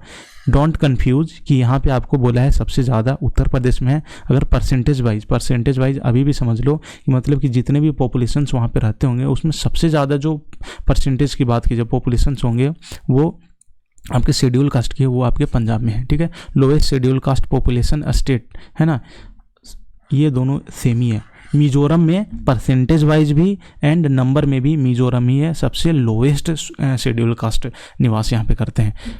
यहाँ से क्वेश्चन पूछेगा, एनसीटी इसको बोलते हैं ना, एनसीटी शॉर्ट में, कि कौन से ऐसे स्टेट हैं जहाँ पे शेड्यूल कास्ट एक भी नहीं है, 0 है। तो सबसे पहले नाम आता है अरुणाचल प्रदेश, नागालैंड। याद हो गए, दोनों मतलब कि नॉर्थ ईस्ट के स्टेट है ना, वहाँ पे कोई भी शेड्यूल कास्ट नहीं है, अरुणाचल प्रदेश एंड नागालैंड। एंड अब आ जाओ 2 यूटीज में आ जाओ। ठीक है, अंडमान निकोबार एंड लक्षद्वीप, दोनों नीचे साइड में, मतलब कि दोनों नॉर्थ ईस्ट में हो गए और ये दोनों नीचे साइड में हो गए, दोनों आइलैंड में हो गए, तो लक्षद्वीप एंड अंडमान निकोबार द्वीप। तो याद हो गए। यहाँ से आपको 2 डेटा इंपॉर्टेंट क्या क्या है कि शेड्यूल कास्ट का 16.6 एंड उसके आधा जस्ट शेड्यूल ट्राइब्स में। सबसे ज़्यादा शेड्यूल कास्ट उत्तर प्रदेश में, पर अगर परसेंटेज वाइज अगर पूछे तो आपको पंजाब में। अगर पूछे कि नंबर और परसेंटेज में दोनों में सबसे लोएस्ट कौन से आते हैं, मिजोरम आते हैं। कौन से ऐसे स्टेट है जहाँ पे शेड्यूल कास्ट की संख्या 0 है, एक भी नहीं है, तो Arunachal Pradesh and Nagaland North East and Andaman Nicobar and Lakshadweep आपके नीचे में। तो याद हो गया होगा ये साथ में। एसटी की बात की जाए, अभी मैंने शेड्यूल कास्ट की बात करी थी, अब एसटी की अभी देखे थे हम लोग। ये टोटल पॉपुलेशन का 8.6% है। एनसीटी मोस्ट इंपॉर्टेंट है, पुडुचेरी, दिल्ली, चंडीगढ़, हरियाणा एंड पंजाब। आप समझ में आ रहा होगा ना, अगर ये देख लिया जाए तो ये जो बीच वाले एरिया है ना, यहाँ दिल्ली, चंडीगढ़, हरियाणा, पंजाब, तो इसी रीजन में, ये ऊपर साइड में है ना, मतलब नॉर्थ से थोड़ी सी बॉटम साइड में ही ये सारे मतलब शेड्यूल ट्राइब्स यहाँ पे नहीं होते हैं। तो यहाँ से याद कर सकते हो, एक दूसरे से सब लगे हुए स्टेट हैं। तो दिल्ली, चंडीगढ़, हरियाणा एंड पंजाब, और एक हो गया आपका क्या, पुडुचेरी। यहाँ पे शेड्यूल ट्राइब्स की संख्या 0 है। टॉप 3 स्टेट की बात की जाए तो सबसे ज़्यादा मोस्ट इंपॉर्टेंट है, ये मल्टीपल टाइम्स क्वेश्चन पूछी गई। एसटी एमपी में है, देन महाराष्ट्र में है, फिर ओडिशा में है ना। एमएम ये ऐसे याद रखना, एमएमटी है ना, मेक माई ट्रिप ऐसे याद करना, मेक माई ट्रिप याद कर लेना। मतलब कि महाराष्ट्र, एमपी, महाराष्ट्र एंड आपका टी से ट्राइब्स है ना, मीन्स के शेड्यूल ट्राइब्स, कास्ट ना एससी एसटी, तो टी से यहाँ से रिलेट कर सकते हो, एमएमटी से याद कर लेना, ठीक है। अगर टॉप स्टेट की बात की जाए बाई परसेंटेज में, ठीक है, तो आपको लक्षद्वीप है। स्टेट में आपके तो आपके हो गए एमपी, पर अगर परसेंटेज वाइज अगर पूछा जाए तो आपको लक्षद्वीप। अगर टॉप यूटीज की बात की जाए, सबसे मोस्ट इंपॉर्टेंट है, ये मल्टीपल टाइम्स क्वेश्चन पूछे हैं, दादर नगर हवेली। यहाँ से डेटा इस स्लाइड से आपको समझ में आ गया होगा, सारी चीज़ें याद भी हो गई होगी। अब हमारा सबसे मोस्ट इम्पोर्टेंट है एवरेज एनुअल ग्रोथ। मतलब मैंने बताया था कि 2001 में गणना हुई होगी, देन 2011 में हुई होगी, पर इस बीच भी तो कुछ ना कुछ तो पॉपुलेशन बढ़े होंगे ना। तो ये जो एक साल में जो पॉपुलेशन बढ़ रहे हैं ना, उसके एवरेज में क्या क्या फर्क पड़ा है ना, कौन कौन से क्या पैरामीटर, उसी को हम एनुअल एवरेज एनुअल ग्रोथ बोलेंगे, ठीक है। तो सबसे ज़्यादा मतलब कि अब ये बात करें कि कितना एनुअल ग्रोथ हुई थी, अभी क्या था 17.7 था 10 साल में, पर अगर एनुअल में कितने बढ़ी है एनुअल ग्रोथ 1.6 पर, अभी मैंने बताया था। ये इंपॉर्टेंट इसलिए है, आपके टॉप 3 स्टेट मोस्ट इंपॉर्टेंट है, Meghalaya, Arunachal Pradesh and Bihar. Annual growth में ये 3 स्टेट है। बॉटम वाले में सिर्फ एक राज्य याद कर लेना, गोवा, ठीक है, मैंने लिख दिया है, गोवा, आंध्र प्रदेश एंड सिक्किम। देखो ऐसा है ना कि मैं बच्चों को जो पढ़ने वाले होंगे ना, मैं एक हाईलाइट करा रहा हूँ, पर ना जिनको पता है कि सेंसस से क्वेश्चन 100% पूछे जाएंगे, वो तीनों याद करेंगे। डेटा कैसे याद नहीं होगा भाई, अगर सेंसस ऐसी बताओ इतने बड़ी आंकड़ा है, और इसको आप क्या सोचते हो कि मतलब कि सिंपल तरीका से मतलब टॉप एंड बॉटम सिर्फ एक एक स्टेट बता दे, वो जमाना चले गई जब क्वेश्चन पूछते थे। अभी आप जब इसके बाद लेक्चर के बाद में प्रीवियस ईयर क्वेश्चन लगा लेना, आपको पता चल जाएगी। तो आपको करने पड़ेंगे, और कोई ऑप्शन से नहीं है इसको, और इसको ट्रिक के थ्रू आप डिकोड नहीं कर सकते हो इसको मल्टीपल टाइम्स। मैं मुश्किल से मैं अभी पढ़ा दिया ना इसको, 2 बार, एक बार पढ़ा दिया, टाइम मिले तो दोबारा 2x का स्पीड पे देख लेना, और इसके जो भी स्क्रीनशॉट आप ले रहे हो ना, इसको कम से कम 4 से 5 बार देख जाना। मैं आपको भरोसा दिलाता हूँ कि मैक्सिमम चीज़ आप रिटेन कर लोगे, और वही ट्रिक ना लगाते रह जाओ, कभी कंफ्यूजन के अलावा कुछ भी नहीं मिलेगा, ठीक है। तो 1.64% था एवरेज एनुअल ग्रोथ था। Top 3 Meghalaya, Arunachal Pradesh and Bihar. Other fact की अगर हम यहाँ पे बात करते हैं ना, तो देखो ऐसा है ना कि 85% इंडियन पॉपुलेशंस में 25 ऐसे स्टेट है, ऐसे समझना कि 25 ऐसे स्टेट एंड यूटीज है ना जिसका एनुअल ग्रोथ जो है से 2 से कम मापी गई है। ये स्टेटमेंट पीसीएस की है, इसने पूछा हुआ है पीसीएस में, एज इट इज मैंने यहाँ पे रखा है कि 25 स्टेट ऐसे हैं जिसके एनुअल ग्रोथ 2 से कम है, 2% से कम है। अब डिकेडल ग्रोथ, अभी हमने पढ़ा था कि हर 10 वर्ष में कितनी वृद्धि हुई है, तो 17.64 सबसे मोस्ट इंपॉर्टेंट है। इसके तो तीनों ही डेटा इंपॉर्टेंट है। सबसे ज़्यादा जो डिकेडल ग्रोथ है ना, सबसे ज़्यादा पॉपुलेशन कहाँ पे है वो नहीं मैं पूछ रहा हूँ, यहाँ पे मतलब कि 10 साल में सबसे ज़्यादा वृद्धि किस में हुई थी। अभी जैसे 2001 में एंड 2011 की बात की जाए, अगेन मैं आपको समझा दूं कि यहाँ पे कोई भी स्टेट का पॉपुलेशन कितना भी रहा हो, अगर 10 रहा हो, ठीक है ना, तो यहाँ पे मान के चलो 100 रहा हो, तो यहाँ पे इसकी कितनी हो गई 127.8 हो गई पॉपुलेशन। मतलब कि सबसे ज़्यादा वृद्धि कौन से स्टेट की हुई है, टॉप 3 का यहीं पे बताना है। तो आपको मेघालय, अरुणाचल प्रदेश एंड बिहार। थर्ड पे बिहार, मोस्ट इंपॉर्टेंट है। इसने तो डायरेक्ट पूछा था कि डिकेडल ग्रोथ में कौन ऐसी स्टेट है जो तीसरे नंबर पे है, ऐसा क्वेश्चन पूछा था। तो ये बिहार आपको याद रखना, मोस्ट इंपॉर्टेंट है आपको decadal growth, Meghalaya, Arunachal Pradesh and Bihar. अगर निगेटिव में बात की जाए, ये क्वेश्चन है डायरेक्ट, कौन ऐसी स्टेट है जिसकी नकारात्मक में पॉपुलेशन की ग्रोथ हुई है। तो इकलौता ऐसी कौन सी स्टेट है भाई, वो नागालैंड है। कितने निगेटिव 0.5% से इसकी इकलौता ऐसा है कि पॉपुलेशन इसकी घटी है। सेकेंड पे केरला एंड थर्ड पे आपके हो जाएंगे गोवा। तो ये तीनों याद हो गए हैं आपको, मेघालय, अरुणाचल प्रदेश एंड बिहार। ऐसा देखना नॉर्थ ईस्ट में दोनों है, मेघालय, अरुणाचल प्रदेश है ना एंड बिहार, ठीक। और नागालैंड जो सबसे ज़्यादा कम वृद्धि हुई है। अभी मैंने एनुअल पढ़ा दिया, एबडिकेडल में आपको कौन कौन और इम्पोर्टेंट अदर फैक्ट है उस पर अभी हमने बताया कि नागालैंड एक ऐसा स्टेट है जहाँ पे निगेटिव ग्रोथ हुई थी 2001 और 11 के बीच में। आपके देखो ये डेटा ऐसा हुआ था कि 1911 एंड 1921 के बाद में, देखा ऐसे डायरेक्टली समझना कि 2000 इतना is second decade after this that added less population compare to previous decade. मतलब समझ में आया कि 1911-1921 के बीच में ये 2001 और 2011 का एक ऐसा डेटा है, मीन्स कि ऐसा हमारा डिकेडल ग्रोथ हुआ है जिसमें लेस पॉपुलेशन ग्रोथ हुआ था। मतलब क्या हमारा कितना था 17.7 11 वाला में, पर वही अगर जो डेटा आपके आया होगा 1991 से लेकर के 2001 में, यहाँ पे 17 से ज़्यादा है। मीन्स कि यहाँ पे जो डिकेडल ग्रोथ था 20%, 21% के समथिंग में।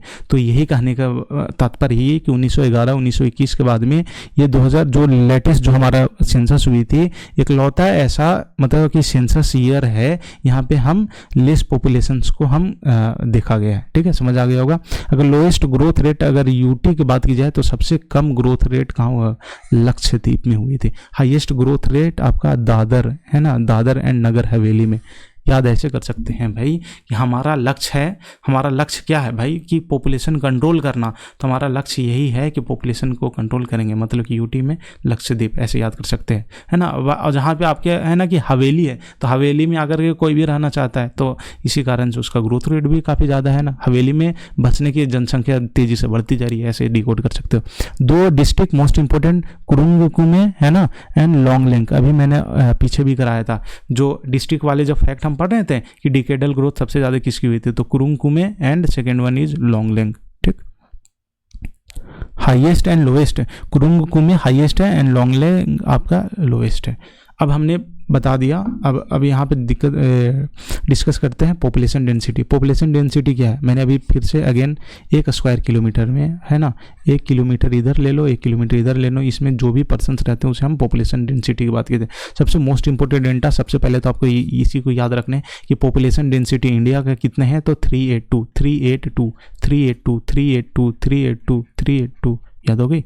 ठीक है, अब सबसे इम्पोर्टेंट है, ये तीनों डेटा इम्पोर्टेंट है कि ये बताएं कि पॉपुलेशन डेंसिटी सबसे ज़्यादा टॉप 3 स्टेट कौन कौन सी है, बिहार, वेस्ट बंगाल एंड केरला। इसके आपको ये जो है ना ये भी याद रखने, ये नंबर भी याद रखने हैं कि 1106 पीपल पर स्क्वायर किलोमीटर। समझो कि बिहार कितना ज़्यादा डेंस है। और ये क्वेश्चन से ना कम से भी कम सैकड़ों बार पूछ चुकी है एग्जामिनेशंस में कि बताएं कि टॉप 3 ऐसे कौन से स्टेट हैं जो जिस या तो स्टैंडिंग ऑर्डर में बता दे या फिर 4 ऑप्शन दिया हो, है ना, सीक्वेंस कहीं ना कहीं कर करके दिया होगा। तो आपको बिहार, वेस्ट बंगाल एंड केरला याद कर लेने हैं। सबसे ज़्यादा कम है ना अरुणाचल प्रदेश की है, सिर्फ 17 पीपल। समझ रहे हो ना कि 1 किलोमीटर में भाई साहब की सिर्फ 17 लोग रहते हैं। आप कैन यू बिलीव इट कि मतलब अगर आपको कुछ हो भी जाता है तो कौन लोग होंगे भाई वहाँ पे? चिल्लाते रह जाओ, कोई सुनने वाला नहीं है। और यहाँ पे क्या है कि आप कुछ भी बोले या कुछ भी करो ना, तुरंत बगल वाले लोग आ जाते हैं। बिहार में यही तो होते हैं ना कि लोग यहाँ पे दूसरे से ज़्यादा मतलब होते हैं।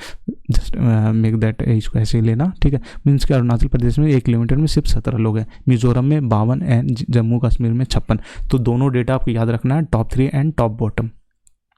अदर फैक्ट की अगर बात की जाए तो टॉप 2 डिस्ट्रिक्ट की बात किया जाए तो अभी मैंने बताया था ना कि दिल्ली वाले जो है ना कि नॉर्थ ईस्ट में जो दिल्ली वाले एरिया है कितना था, मतलब 1000 से भी समथिंग के ज़्यादा था, है ना, 11,000 समथिंग था, 11,000 प्लस है यहाँ पे, 11K प्लस यहाँ पे है इसकी पॉपुलेशन डेंसिटी। फर्स्ट पे है आपके north east Delhi and second पे चेन्नई, मोस्ट इंपॉर्टेंट है। बॉटम 2 डिस्ट्रिक्ट की बात की जाए तो दबंग वैली है ना एंड सांबा। ठीक है, वैली ऐसे भी याद करवाया था मैंने आपको कि भाई घाटी है वैली में तो ऐसे भी पॉपुलेशन कम होंगी। अगर टॉप यूटी की बात की जाए पॉपुलेशन में तो मोस्ट इंपॉर्टेंट अभी एनसीटी मैंने बताया था, तो यूटी में भी दिल्ली आएगी। एंड सबसे ज़्यादा कम पॉपुलेटेड डेंसिटी है वो अंडमान निकोबार, याद कर लो इसलिए ना। अब देखो ना कि अंडमान निकोबार द्वीप कैसे है, ऐसे करके है ना, मतलब कि स्कैटर्ड है, एक जगह पे नहीं है, तो इस कारण से वहाँ पे भी पॉपुलेशन भी काफ़ी ज़्यादा कम है। तो यूटी में सबसे कम है आपके अंडमान निको और सबसे ज़्यादा यूटी दिल्ली। तो यहाँ से याद हो गए। टॉप 2 डिस्ट्रिक्ट की बात की जाए नॉर्थ ईस्ट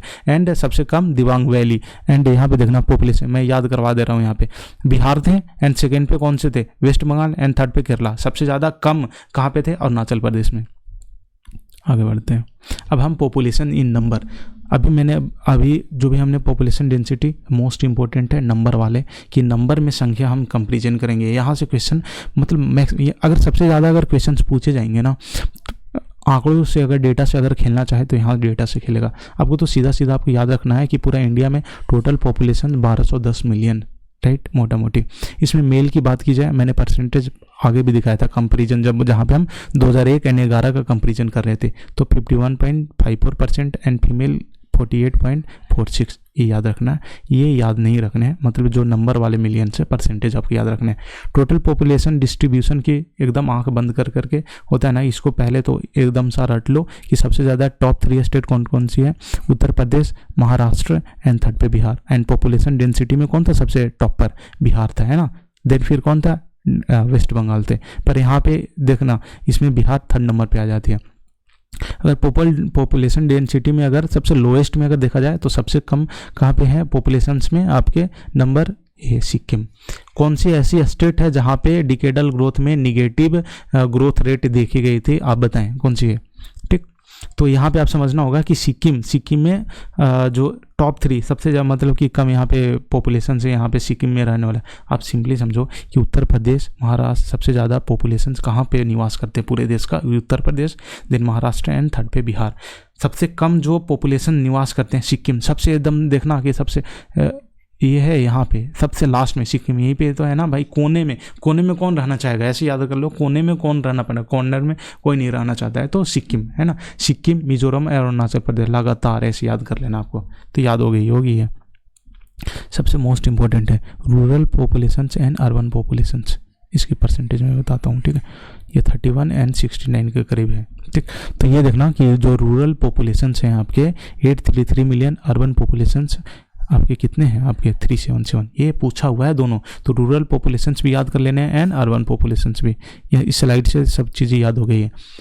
अब पूछेगा मोस्ट इंपॉर्टेंट क्या है कि आप ये बताएं कि हमने तो अभी पॉपुलेशन देख लिया, टॉप 3 स्टेट कौन कौन से थे, उत्तर प्रदेश, फिर कौन से थे आपके महाराष्ट्र एंड थर्ड पर कौन थे, बिहार। यही तो थे ना सीक्वेंस में, उत्तर प्रदेश, महाराष्ट्र एंड बिहार। तो यहाँ पे भी सेम चीज़ें मेल में भी रिपीट करता है कि मेल में भी सेम सीक्वेंस वही है, पर फीमेल में भी आपके सेम सीक्वेंस वही है। पर आप देखो कि रूरल पॉपुलेशंस की बात की जाए, ये डेटा और ये डेटा इतने ज़्यादा इम्पोर्टेंट है जिसका आप सोच नहीं सकते हो, और एसएससी यहाँ से कम मल्टीपल टाइम्स क्वेश्चन पूछी है।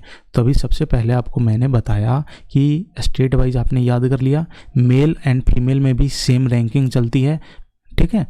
एंड बट अब यहाँ पे देखते हैं कि ऐसे पूछ देगा कि बताएं कि सबसे ज़्यादा ग्रामीण में पॉपुलेशन कौन से स्टेट में बसती है, तो वो आपका उत्तर प्रदेश आता है, सेकेंड पे बिहार है एंड थर्ड पे डब्ल्यू भी है।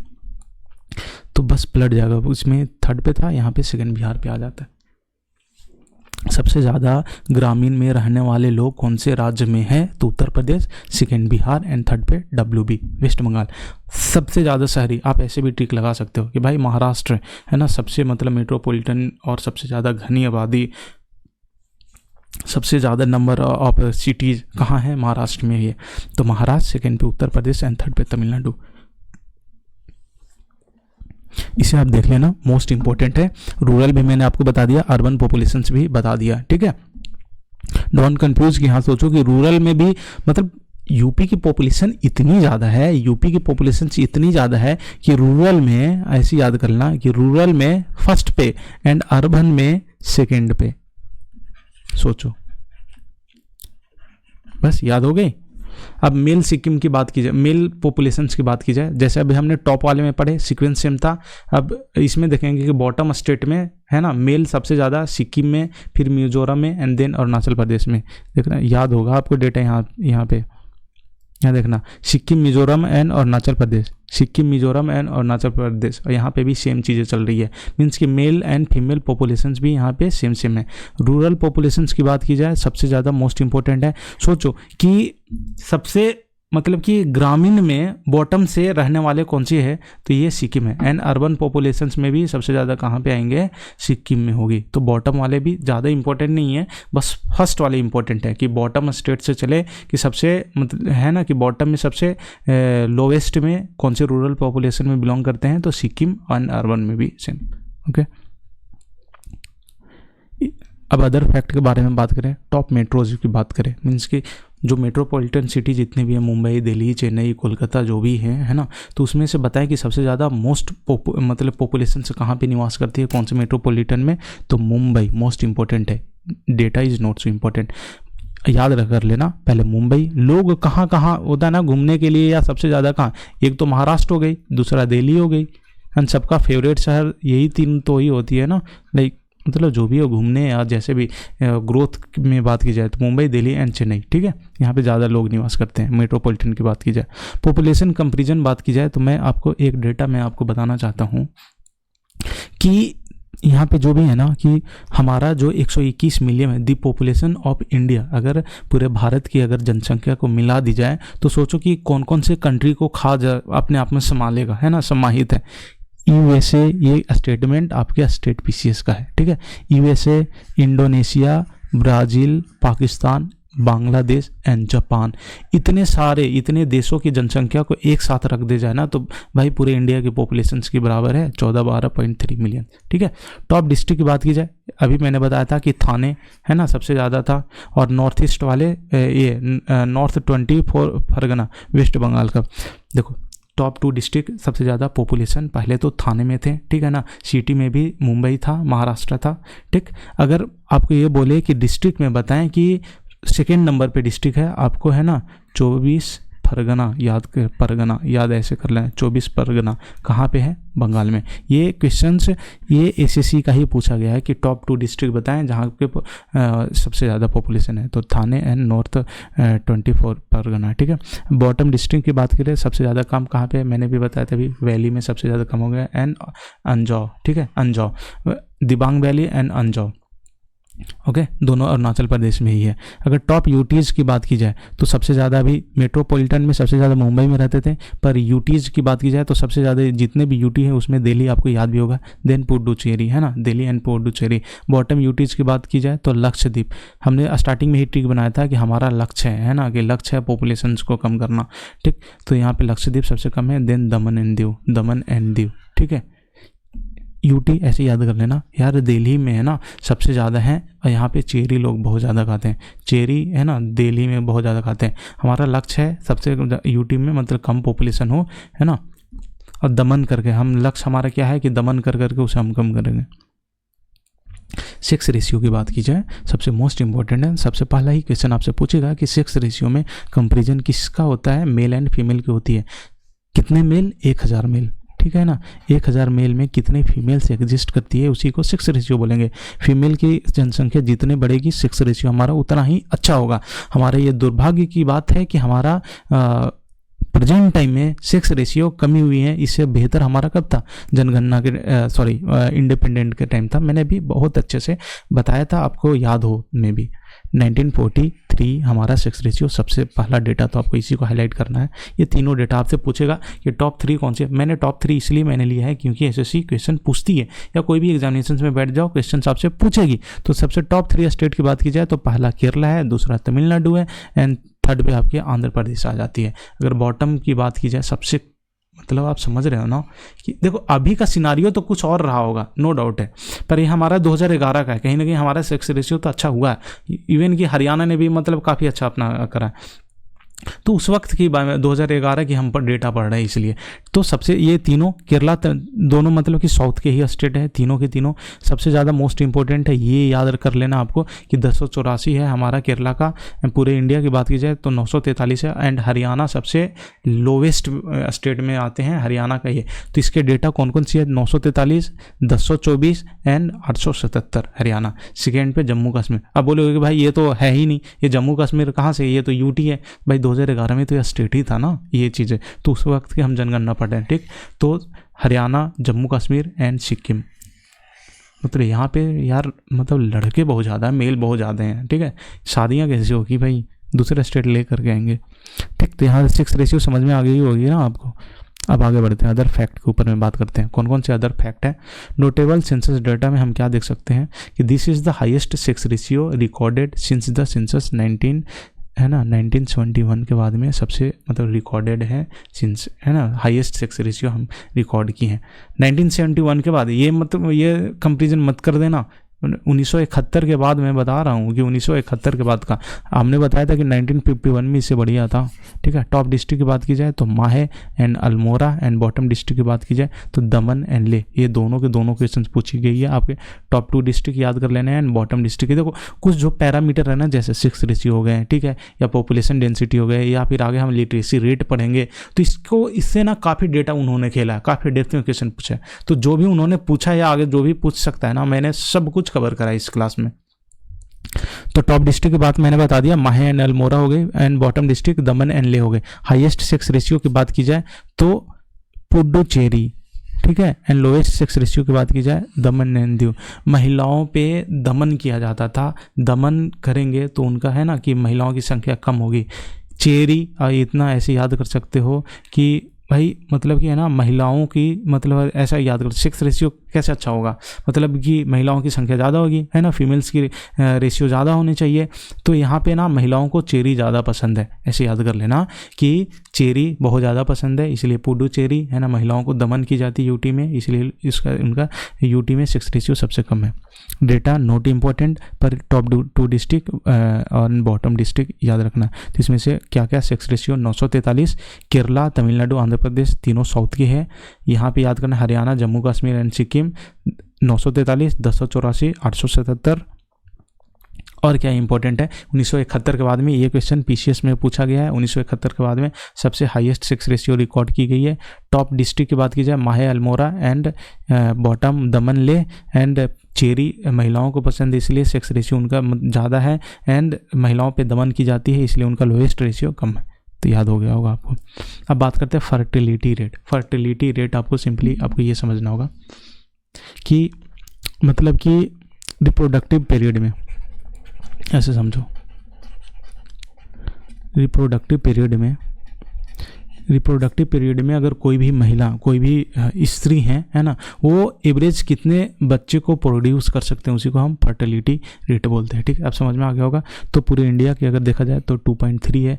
सबसे ज़्यादा मतलब होता है ना कि फर्टिलिटी रेट कौन सी स्टेट की है, बिहार। तीनों डेटा इंपॉर्टेंट नहीं है, पर आप याद कर सकते हो, सिर्फ बिहार, उत्तर प्रदेश, है ना। तो सबसे ज़्यादा फर्टिलिटी रेट जो है स्टेट में देखी जाए तो बिहार की है, ठीक है। एंड बॉटम में सिक्किम। तीनों ही याद नहीं करने हैं आपको, टॉप एंड बॉटम याद कर लेने हैं, बिहार में एंड सिक्किम में। और सब मोस्ट इंपॉर्टेंट आपको 2.3 वाले डेटा याद करना है। ये क्वेश्चन देखो स्लाइड पे कोई भी सिंगल ऐसी लाइन नहीं है जो क्वेश्चन इंपॉर्टेंट ना हो या डेटा इंपॉर्टेंट ना हो या पूछे नहीं गए हो। तो इसमें मैंने इतना डेप्थ एनालिसिस करा ना कि इसके बाद बियॉन्ड नहीं जाएगा, ठीक है। मतलब इतना है कि आप इसके बाद में परफेक्ट हो जाओगे, सेंसस कैसे भी क्वेश्चन आ जाए। अब लिटरेसी रेट, सबसे ज़्यादा अगर कोई क्वेश्चन अगर पूछे जाते हैं ना आपसे, अगर एग्जामिनी अगर क्वेश्चन घुमा करके पूछ सकता है ना, वो आपके लिटरेसी रेट से ही पूछ सकता है, ठीक है। तो सबसे ज़्यादा है ना, देखो ना हम भी कैसे इसको कितने अच्छे से टैकल करते हैं हम। लिटरेसी रेट अगर ओवरऑल पूरे इंडिया में बात की जाए सबसे मोस्ट इंपॉर्टेंट है, 24% है। मेल की बात की जाए तो 82.14% है। फीमेल की बात की जाए तो 65.46% है। इसमें हमें ना ये तीनों डेटा याद कर लेना। Overall 24, male 82.14 and female 65.46। SSC क्या क्वेश्चन पूछती है या आपसे क्या अभी तक पूछी नहीं है, आई डोंट नो, पर क्या क्वेश्चन पूछ देगी कि बताएं भाई कि जो इंडिया का, जो भारत का जो लिटरेसी रेट है वो मेल एंड फीमेल के डिफरेंसेस कितना है। जब ये डेटा आपको याद होगा तभी तो आप लिखोगे ना। अब डायरेक्टली यहाँ से क्वेश्चन निगेटिव करके यहाँ से क्वेश्चन पूछ देगा, ऐसे खेलती है भाई अभी सेंसस वाले क्वेश्चंस में। ओवरऑल लिटरेसी रेट की अगर बात की जाए टॉप 3 स्टेट में तो आपके केरला है, सेकेंड पे मिजोरम है एंड त्रिपुरा है। ये तीनों स्टेट इंपॉर्टेंट है। मेल लिटरेसी रेट की बात की जाए तो आपके Kerala, Mizoram and Goa. Don't confuse, यहाँ पे त्रिपुरा नहीं, यहाँ पे गोवा है, क्योंकि ऐसा इसलिए ये क्वेश्चन पूछी हुई है, एसएससी के द्वारा ही पूछी गई है। ये तीनों स्टेट दिया हुआ था, मैक्सिमम बच्चे इसे मार्क करके आए थे, जो कि गलत है। थर्ड पे इसमें गोवा है। Kerala, Mizoram and Goa mail literacy rate में। फीमेल ओवरऑल में त्रिपुरा है। ओवरऑल लिटरेसी रेट ये है ना बिहार में सबसे ज़्यादा कम है। देखो डेटा कौन कौन सी इंपॉर्टेंट है। ओवरऑल 74% है। केरला का ये डेटा इंपॉर्टेंट है 93.9% एंड बिहार के ये वाले डेटा इंपॉर्टेंट है। तो इसके बाद में टॉप 3 बॉटम से जो हम लेकर के चल रहे हैं उसके लिटरेसी रेट इंपॉर्टेंट है। तो फर्स्ट बिहार, सेकेंड पे अरुणाचल प्रदेश एंड थर्ड पे राजस्थान। राजस्थान भी भाई मतलब समझ रहे हो ना, बिहार, राजस्थान और अरुणाचल प्रदेश ये सिर्फ एक लौता है, ये नॉर्थ ईस्ट स्टेट यहाँ पे आ गई है। तो आपको समझ में आ गई होगी ना। ठीक है। अगर मेल लिटरेसी रेट की अगर बात की जाए, ठीक है ना, बॉटम से हम चल रहे हैं, टॉप में तो केरला का था, बॉटम में भी आपका बिहार का ही है, देन अरुणाचल प्रदेश का है, थर्ड पे यहाँ पे भी चेंजेस है आपके आंध्र प्रदेश का। ये डेटा इंपॉर्टेंट नहीं है, बस बिहार वाले याद कर लेना, ठीक है। कोई दिक्कत इसमें? आगे बढ़े। फीमेल लिटरेसी रेट की बात की है, अभी हमने आपको बताया था भैया, क्या बताया था, यहाँ देखना, केरला मिजोरम त्रिपुरा, मेल वाले में गोवा आ गई थी, केरला मिजोरम त्रिपुरा, यहाँ देखना केरला मिजोरम त्रिपुरा, फीमेल वाले में सिम है। यहीं पे क्वेश्चन उसने घुमा करके पूछा था और मैक्सिमम बच्चे कंफ्यूज हो गई थी। मेल वाले में क्या था, मेल वाले में गोवा था थर्ड पे, पर फीमेल वाले में त्रिपुरा है। फीमेल लिटरेसी रेट की बात की जाए, सबसे ज़्यादा कम मतलब है ना कि असाक्षर मतलब कौन सी राज्य है, राजस्थान, ये आपको याद रख लेना है, ठीक है। कोई दिक्कत? मेल वाले में तो देखो कौन सा था, बिहार था, एंड फीमेल वाले में देख लो राजस्थान पर है, मीन्स कि बिहार का राजस्थान के कंपेरिजन में सही है, एंड बिहार एंड जम्मू कश्मीर। ये डेटा आपको सारे याद कर लेने हैं, जो डेटा आपको याद कर लेने हैं, देखना ये 92% है फीमेल में, ये सीक्वेंस आपको याद कर लेना। मैंने यहाँ पे बताया कि केरल मिजोरम और मेल वाले में गोवा था, पर यहाँ पे आपका क्या है, त्रिपुरा है एज इट इज, जो ओवरऑल इंडिया में था। यहाँ पे याद कर लेना आपके राजस्थान में फीमेल लिटरेसी रेट कितनी है, 52.7% है। कोई दिक्कत? फिर सेकेंड पे बिहार एंड थर्ड पे Jammu and Kashmir. Other fact की बात करते हैं। 1971 याद रखना, ऐसा था कि 1900 हमारा जनगणना कब स्टार्ट हुई थी, 1881 के बाद में नियमित सिंक्रोनस टाइप से चली थी, नियमित जनगणना हुई थी, ठीक है। तो हमारा जब 1971 जब आई, ठीक है ना, इसके पहले मैंने क्या बताया था कि लिटरेसी रेट का डिफिनेशन क्या था कि या तो 7 साल या उससे ऊपर के होने वाले, या तो उसे एक लैंग्वेज में लिखना आना चाहिए, उसी को पढ़े आना चाहिए, उसी को हम लिटरेट पीपल बोलेंगे। तो यहाँ पे जो बेस ईयर था ना, बेस ईयर था, मतलब बेस एज बात कर सकते हो आप, कितना था, 7 ईयर था, 7 ईयर, ठीक है, 7 ईयर अभी का है, पर 1971 के पहले कितना था, 5 साल है। मोस्ट इंपॉर्टेंट ऐसे क्वेश्चन पूछेगी कि बताएं कि कौन सी ऐसी मतलब कब तक लिटरेसी रेट में हम 5 साल के नीचे 5 साल से ऊपर वाले बच्चों को हम काउंट करते थे, तो 1971 है ना, 1971 तक 5 साल थे, अब 7 साल हो गई है। देखो मैंने क्या बताया था कि लिटरेसी रेट से काफ़ी ज़्यादा क्वेश्चन उन्होंने पूछेंगे, है ना, पूछे जाने की है, यहाँ से डेटा खेलेंगे। 2001 के कंपेरिजन कर के हमसे पूछते हैं क्या, ओवरऑल 2001 में, यहाँ देखना, ये देख लेना, ये डेटा को ये देख लेना, यहाँ पे 36.1 एंड मेल रेशियो 29.15 है, एंड फीमेल का कितने थे हमारा 46 पॉइंट इतना। देखो सिंपली कहने का अर्थ मैं ये बता रहा हूँ कि जो लिटरेसी रेट इंक्रीज कितनी हुई है, यहाँ पे समझने की नीड है। हमारे यहाँ अभी कितने हैं, अभी कितने हमारे पास में 74 के समथिंग है, 74 है ओवरऑल। अब यहाँ पे कहने का अर्थ ये है कि अगर ओवरऑल देखा जाए ना, तो हम 36.16% बढ़ चुके हैं। समझ रहे हो ना कि लिटरेसी रेट हमारा ओवरऑल इतने से बढ़े हैं। मेल 29.15% एंड फीमेल की बात की जाए तो 46.67% है। इट मीन्स कि भाई महिलाएं ज़्यादा पढ़ रही हैं। आप 2001 के कंपेरिजन में डेटा देखें तो महिलाएं की लिटरेसी रेट पुरुष के मुकाबले काफ़ी ज़्यादा बढ़ी है। समझ रहे हो ना, तो मीन्स की महिलाएं काफ़ी ज़्यादा साक्षर हो रही है। तो ये डेटा, तीनों डेटा इंपॉर्टेंट है। इंपॉर्टेंट इसलिए है क्योंकि ये क्वेश्चन पूछी है कि overall 36.16, male 29.15 and female 46.67। Highest literacy rate अगर यूटी की बात की जाए, हमारा लक्ष्य है क्या, हमारा लक्ष्य है कि हमारा लिटरेसी रेट को आगे बढ़ाना है, साक्षर बनाना है। तो यूटी में आपके लक्षद्वीप हो गए, data note so important. Lowest literacy rate Dadra Nagar Haveli. भाई अगर हवेली मिल, पहले तो मैंने ये बोला ना कि हवेली में, यार हवेली में कौन नहीं बसना चाहेगा। तो पॉपुलेशन डेंसिटी में भी मैंने बताया था कि सबसे ज़्यादा हाईएस्ट जो था से पॉपुलेशन डेंसिटी में कौन सी यूटी का था, दादर या नगर हवेली में। जब वहाँ पे जब बसना ही चाहेगा, जब उसे हवेली मिल ही जा रहा है, तो फिर पढ़ने की उसके क्या नौबत है, क्या नीड है। ऐसे कर करके दोनों एक दूसरे से इंटरलिंक कर सकते हो, राइट। तो दादर एवं नगर हवेली, ठीक है। 2001 से 11 highest increasing in literacy rate Dadra Nagar Haveli. हाँ, सबसे मोस्ट इंपॉर्टेंट ये याद करना है। हालांकि कैसे क्वेश्चन आपसे कंफ्यूज किया जा सकता है। आपको एक तरफ पता है कि सबसे lowest literacy rate Dadra and Nagar Haveli का है। पर आपसे ये भी दूसरा पूछेगा कि आप ऐसे क्वेश्चन पूछेगा आपसे कि 2001 से 2011 में कौन सी ऐसी है, मतलब यूटी या कौन सी स्टेट है जिसका सबसे ज़्यादा लिटरेसी रेट बढ़ा हो, तो ये भी इसका भी आंसर दादर नगर हवेली है। सोच रहे हो दोनों कितना कॉन्ट्राडिक्टरी है। अगर स्टेटमेंट में ही अगर आपसे अगर दोनों में अगर लिख करके दे दो तो मतलब होता है 90% बच्चे अगर इसको नहीं पढ़े होंगे गलत ही टिक कर करके आएंगे। ये स्टेटमेंट तो 100% गलत करेंगे अगर इनको नहीं पता होगा। तो आपको सबसे ज़्यादा ध्यान देने की नीड है कि 2001 से 2011 में सबसे ज़्यादा लिटरेसी रेट इंक्रीज हुई थी किसमें, दादर एंड नगर हवेली में 3 डिजिट में। ठीक, जो मैंने स्टार्टिंग में क्वेश्चन आपसे पूछा था, ये क्वेश्चन पूछा है कि highest literacy rate difference in male and female, कौन ऐसी राज्य है जिसके मेल एंड फीमेल की लिटरेसी रेट सबसे ज़्यादा मैक्सिमम है। मतलब कि आप यहाँ पे देख रहे हो ना, यहाँ पे भी मेल है, यहाँ पे भी फीमेल है, तो इन दोनों को डिफरेंस पूछा है। तो कौन से ऐसी स्टेट है, तो यहाँ पे इस डेटा को निकालने के लिए भाई आपको राजस्थान के मेल लिटरेसी रेट भी पता होनी चाहिए, फीमेल लिटरेसी रेट होनी चाहिए, देन उसको डिफरेंस आपको होगा तो आप निकाल सकते हो। तो डायरेक्टली आपको रट लेना इसको कि ये राजस्थान है। ठीक है,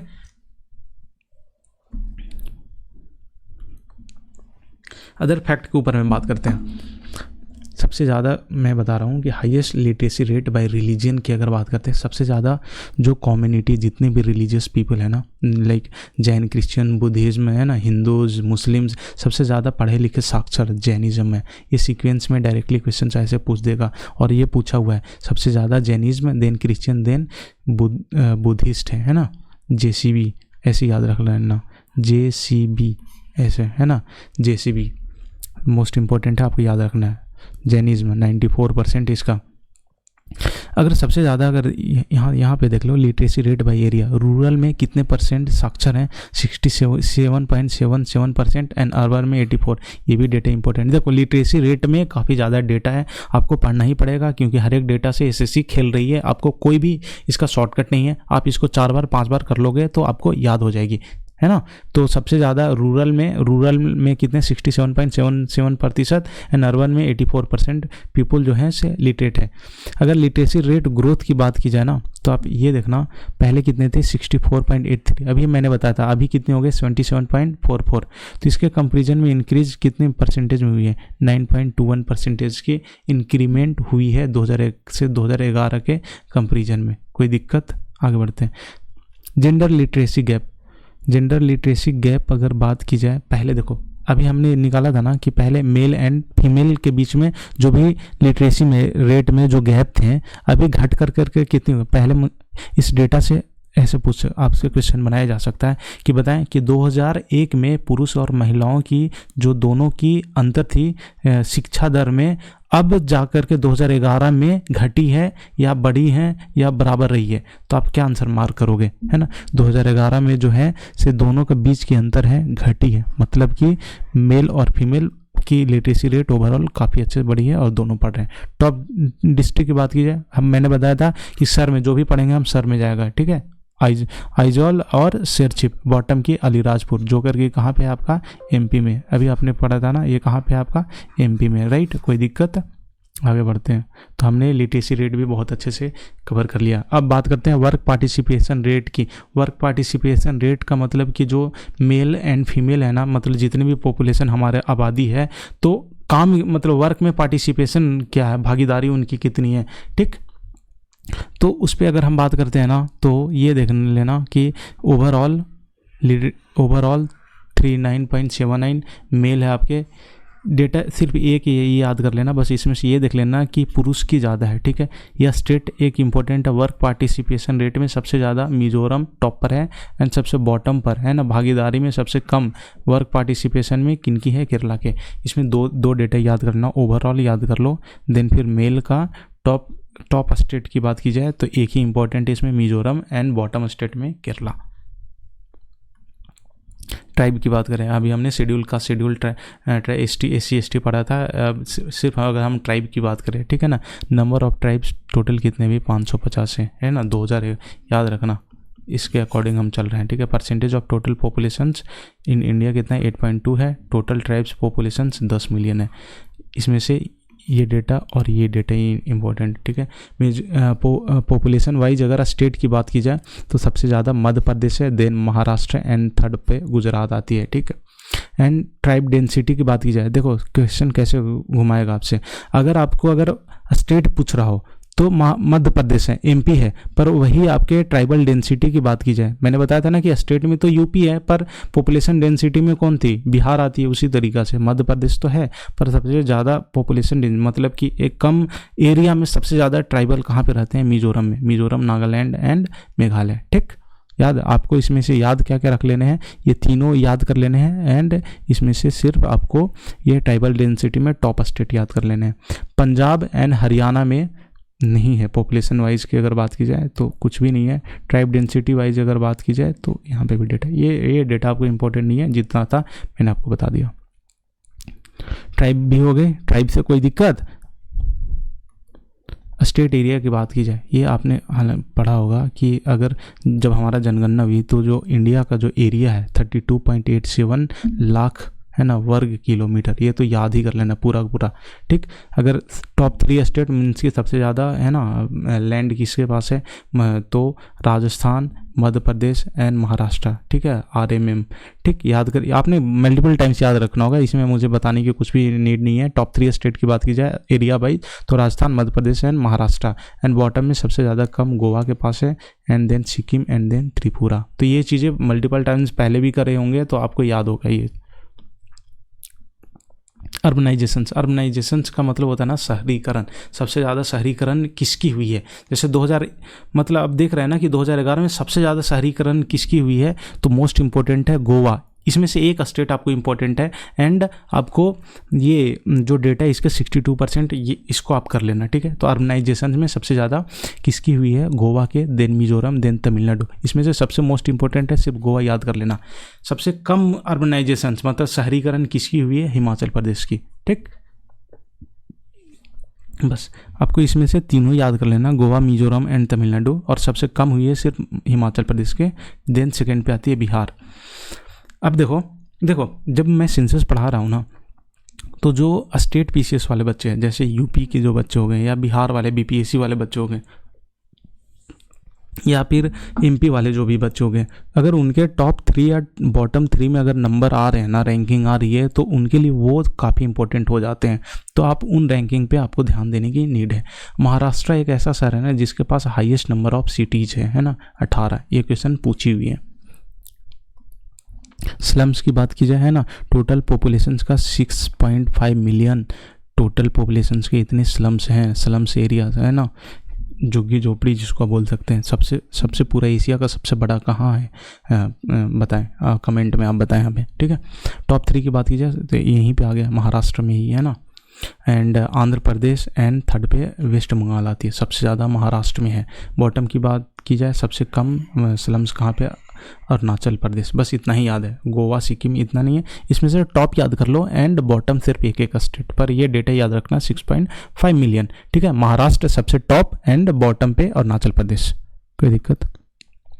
चाइल्ड सेक्स रेशियो की बात की जाए, मैंने अभी बताया था कि सेक्स रेशियो क्या होती है, जिसमें 1000 पुरुषों पर कितनी महिलाएं होती हैं, वो सेक्स रेशियो है। चाइल्ड आगे लगा देने के बाद में उसमें पार्टिकुलर एक एज ग्रुप के लोग आ जाएंगे, जिस कौन से एज ग्रुप को कंसिडर करते हैं, 0 to 6 ईयर, ठीक है। ये देखा जाए तो इनकी चाइल्ड सेक्स रेशियो कितनी है, 919 है ना, 919 है। अब बताएं कि ओवरऑल सेक्स रेशियो कितनी है, ओवरऑल सेक्स रेशियो कितनी है ओवरऑल, ठीक है। अब ये तीनों स्टेट वाइज इंपॉर्टेंट है, मिजोरम, मेघालय एंड छत्तीसगढ़। मिजोरम, मेघालय एंड छत्तीसगढ़ आपको, एंड मिजोरम का ये जो 975 है, ये डेटा आप याद रख लेना। चाइल्ड सेक्स रेशियो में पहला इंपॉर्टेंट 919 है, ठीक है। इसमें एज ग्रुप कितने आते हैं, 0 से 6 आते हैं। मिजोरम सबसे टॉप पर है, मिजोरम, मेघालय है ना, छत्तीसगढ़। मिजोरम 975, ठीक। हरियाणा ऐसे भी था सेक्स रेशियो में सबसे पीछे, और ये चाइल्ड सेक्स रेशियो में भी सबसे पीछे है, तो हरियाणा सबसे टॉप पर है। सिर्फ एक स्टेट याद कर लेना इसमें, ठीक है, हरियाणा, ठीक है। हालांकि जहाँ पे मैं एक बता रहा हूँ, जो पढ़ने वाले बच्चे वो तीनों ही करेंगे, ठीक है। इसे आप रैंकिंग कर लेना, 2 है एंड ये आपके 3 है। कोई दिक्कत। आगे बढ़ते हैं। चाइल्ड सेक्स रेशियो से क्या क्या क्वेश्चन पूछ सकती है। 919 मिजोरम मेघालय छत्तीसगढ़, याद हो गया होगा child sex ratio Mizoram Meghalaya Chhattisgarh, Mizoram Meghalaya Chhattisgarh and सबसे बॉटम में हरियाणा। ठीक, अब देखो अदर फैक्ट्स क्या क्या इससे पूछे जा सकती है। हाईएस्ट चाइल्ड सेक्स रेशियो जो यूटी में अगर बात की जाए तो अंडमान निकोबार में है, अंडमान निकोबार में है, ठीक है ना। And lowest sex ratio UT में अगर बात की जाए तो आपके कौन सी स्टेट, कौन सी यूटी आ जाती है, दिल्ली आ जाती है। मतलब कि अब इतना जान लो कि आप समझ रहे हो ना कि दिल्ली में सेक्स रेशियो बच्चों में सबसे ज़्यादा कम है, ठीक है। अब देखना यहाँ पे है, no state in India has a female to male, ऐसे कर लेना, female to male ratio exceeding 1000 females per 1000 males in the age group of. मतलब कहने का अर्थ ये है कि सिंगल, ये स्टेटमेंट पीसीएस का है, एज इट इज क्वेश्चन है, सिंगल ऐसी कोई भी राज्य नहीं है, कोई भी स्टेट नहीं है जिसमें होता ना कि फीमेल्स की संख्या 1000 से पार गई हो। ठीक, अब समझ में आ रहा हो। Total number of children age group अगर बात की 0 to 6 आपकी कितने हैं, 158.8 मिलियन है, ये डिक्रीज ऑफ 5 मिलियन सिंस 2001। ये मोस्ट इंपॉर्टेंट है, याद क्या कर लेना है कि जो है ना 5 मिलियन घटे हैं 2001 के कंपैरिजन में। ठीक है, ये भी पीसीएस की लैंग्वेज की क्वेश्चन है। तो यहाँ से क्या क्या इंपॉर्टेंट है मैंने बता दिया, सिंगल ऐसी कोई भी स्टेट नहीं है। अब 0 से 6 ग्रुप में 5 मिलियन जो है ना से हमारा जो चिल्ड्रन है 0 to 6 ग्रुप वो घट गए हैं। Child sex ratio at the national level 914 है ना, द लोएस्ट सिंस इंडिपेंडेंस। मतलब ये हमारे लिए क्या ही बताएं, दुर्भाग्य ही तो है ना। जैसे इंडिपेंडेंस के बाद में हमारा सेक्स रेशियो में भी कमी आई थी, अभी है ना, कितनी की कमी थी, 3 की कमी, 5 की कमी थी। इसी तरीक़ा से इंडिपेंडेंस के बाद में हमारा चाइल्ड सेक्स रेशियो में भी सबसे अभी तक का कम है। ये आगे बात करते हैं। देखो, the proportion of child population in the age group of 0 to 6, सिर्फ आपको ना सिंपली डेटा ये याद कर लेना, 13.10। टॉप स्टेट की बात की जाए आपको तो यूपी एंड बॉटम स्टेट की बात की जाए तमिलनाडु। इसके डेटा इंपॉर्टेंट नहीं है, बस इंडिया में जो ओवरऑल जो है 13.10। The proportion of child population in the age group, आप कहने का अर्थ समझ रहे हो ना कि 0 से पूरे पॉपुलेशन में 0 से 6% के बच्चे कितने हैं, है ना, 0 से 6 ईयर्स के बच्चे कितने हैं, तो पूरे पॉपुलेशन का 13.10% है। सबसे ज़्यादा 0 से 6 साल के बच्चे यूपी में रहते हैं और सबसे कम कहाँ पे, आपके तमिलनाडु में। अब हम बात करते हैं आपके बीपीएल, है ना, मतलब कि तेंदुलकर, ये सबसे इंपॉर्टेंट यही क्वेश्चन हो जाती है कि जो बीपीएल जो है बिलो पॉवर्टी लाइन, वो कौन सी पैरामीटर से हम मेजर करते हैं, कौन सी मेथोडोलॉजी से अपनाते हैं, तो तेंदुलकर मेथोडोलॉजी। तो मोस्ट इंपॉर्टेंट पहला क्वेश्चन तो आपके यही आ गए। पूरे इंडिया में जो है कितने जो है पॉपुलेशन 2011-12 की बात की तो 21.9% ऐसे है जो करके बीपीएल के अंतर्गत आते हैं। टॉप 3 स्टेट की बात की जाए तो फर्स्ट पर छत्तीसगढ़, सेकेंड पे झारखंड एंड थर्ड पे आपके मणिपुर है। मोस्ट इंपॉर्टेंट है, आपको ये तीनों डेटा याद रखने हैं। बच्चे बहुत कंफ्यूज होते हैं क्योंकि ना वो सीधा मार्क कर देते हैं सेकेंड पर, फर्स्ट पर ही बिहार को मार्क कर देते हैं। पर आपको याद रखना है कि जो अगर बीपीएल के श्रेणी में अगर आपके आ जाए तो सबसे जो बीपीएल कैटेगरी में आते हैं, सबसे ज़्यादा बीपीएल वाले जो पॉपुलेशन छत्तीसगढ़ में है, सेकेंड पे आपके झारखंड एंड थर्ड पे मणिपुर। ठीक है, एंड बॉटम स्टेट में बात की जाए तो महाराष्ट्र, मतलब कि महाराष्ट्र में मतलब लोग काफ़ी ज़्यादा अमीर हैं। ठीक है, अगर बात है एज स्ट्रक्चर की बात की जाए, यहाँ से भी क्वेश्चन एसएससी ने सबसे ज़्यादा पूछा है। एडोलेसेंट है ना, एडोलेसेंट जो है सबसे ज़्यादा परसेंटेज रेशियो इनकी कितनी है, परसेंटेज रेशियो से ही उन्होंने क्वेश्चन पूछा है। ऐसा बोलता है कि भारत के पास है ना कि जो एज ग्रुप है, हमारे एज स्ट्रक्चर है, सबसे ज़्यादा युवा पीढ़ी है। ऐसा स्टेटमेंट हम मतलब होता है ना, कहीं जगह पे टैगलाइन आपने देखा होगा कि भारत में युवा पीढ़ी सबसे ज़्यादा है। तो एडल्ट की कितनी परसेंटेज है, 56.7। मोस्ट इंपॉर्टेंट है, ये इंपॉर्टेंट याद रखना। ओल्ड जो बूढ़े मतलब कि 60 प्लस वाले जो कितने हैं 6.8%, मतलब 70 आप ले लो कि 70 वाले कितने हैं 6.8%। एंड एडोलेसेंट की बात की जाए तो 36.5%। ठीक है, मेजर लैंग्वेज सबसे मोस्ट। अभी यही क्वेश्चन मैं देख रहा था कि एमटीएस या समथिंग इसमें क्वेश्चन पूछा गया था। क्वेश्चन ऐसा था कि बताएं कि इंडिया में सबसे ज़्यादा दूसरे नंबर पे बोले जाने वाला भाषा कौन सी है। है ना। अब कैन यू बिलीव इट कि ये बंगाली, मतलब मैक्सिमम लोगों ने मतलब गलत, जिनको पता आता नहीं होगा वो मार्क करेंगे ही नहीं, ठीक है। तो याद रखना है हिंदी के बाद दूसरे नंबर पे बंगाली एंड थर्ड पे तेलुगु, ये तीनों याद रखना है। Hindi first, second Bengali and third पर आपके तेलुगु।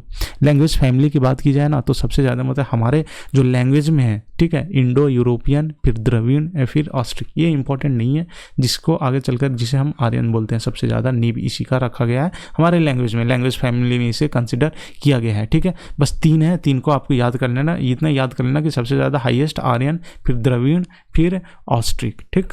याद यहाँ से 3 क्या क्या डेटा है। सबसे ज़्यादा युवा पीढ़ी हमारे भारत में 56.7%, पहला नंबर पे हिंदी बोली जाती है, फिर बंगाली, देन तेलुगु। अब देखो, अब हम रिलीजियन बेस्ड सेंसस के ऊपर में डिपेंड करते हैं। देखो जितने भी इंपॉर्टेंट थे मैंने कर लिया, ये हमारा लास्ट है जहाँ से क्वेश्चन एसएससी भर भर के पूछती है और अभी पूछ भी रही है। सबसे ज़्यादा अगर बात की जाए हिंदू पॉपुलेशंस की, जो डेटा होगा मैं आपको बताऊंगा, ये डेटा आप याद कर लेना। 96.93 करोड़ से जो हमारे पूरे आबादी का, पूरे आबादी मतलब कब की आपको पता है ना, 121 यहाँ इस टाइम 2011 के टाइम का, ठीक है, उसमें से 96.63% जो है से हमारी हिंदू आबादी है, ठीक है। अगर परसेंटेज की बात की जाए तो 79.8 समथिंग 80।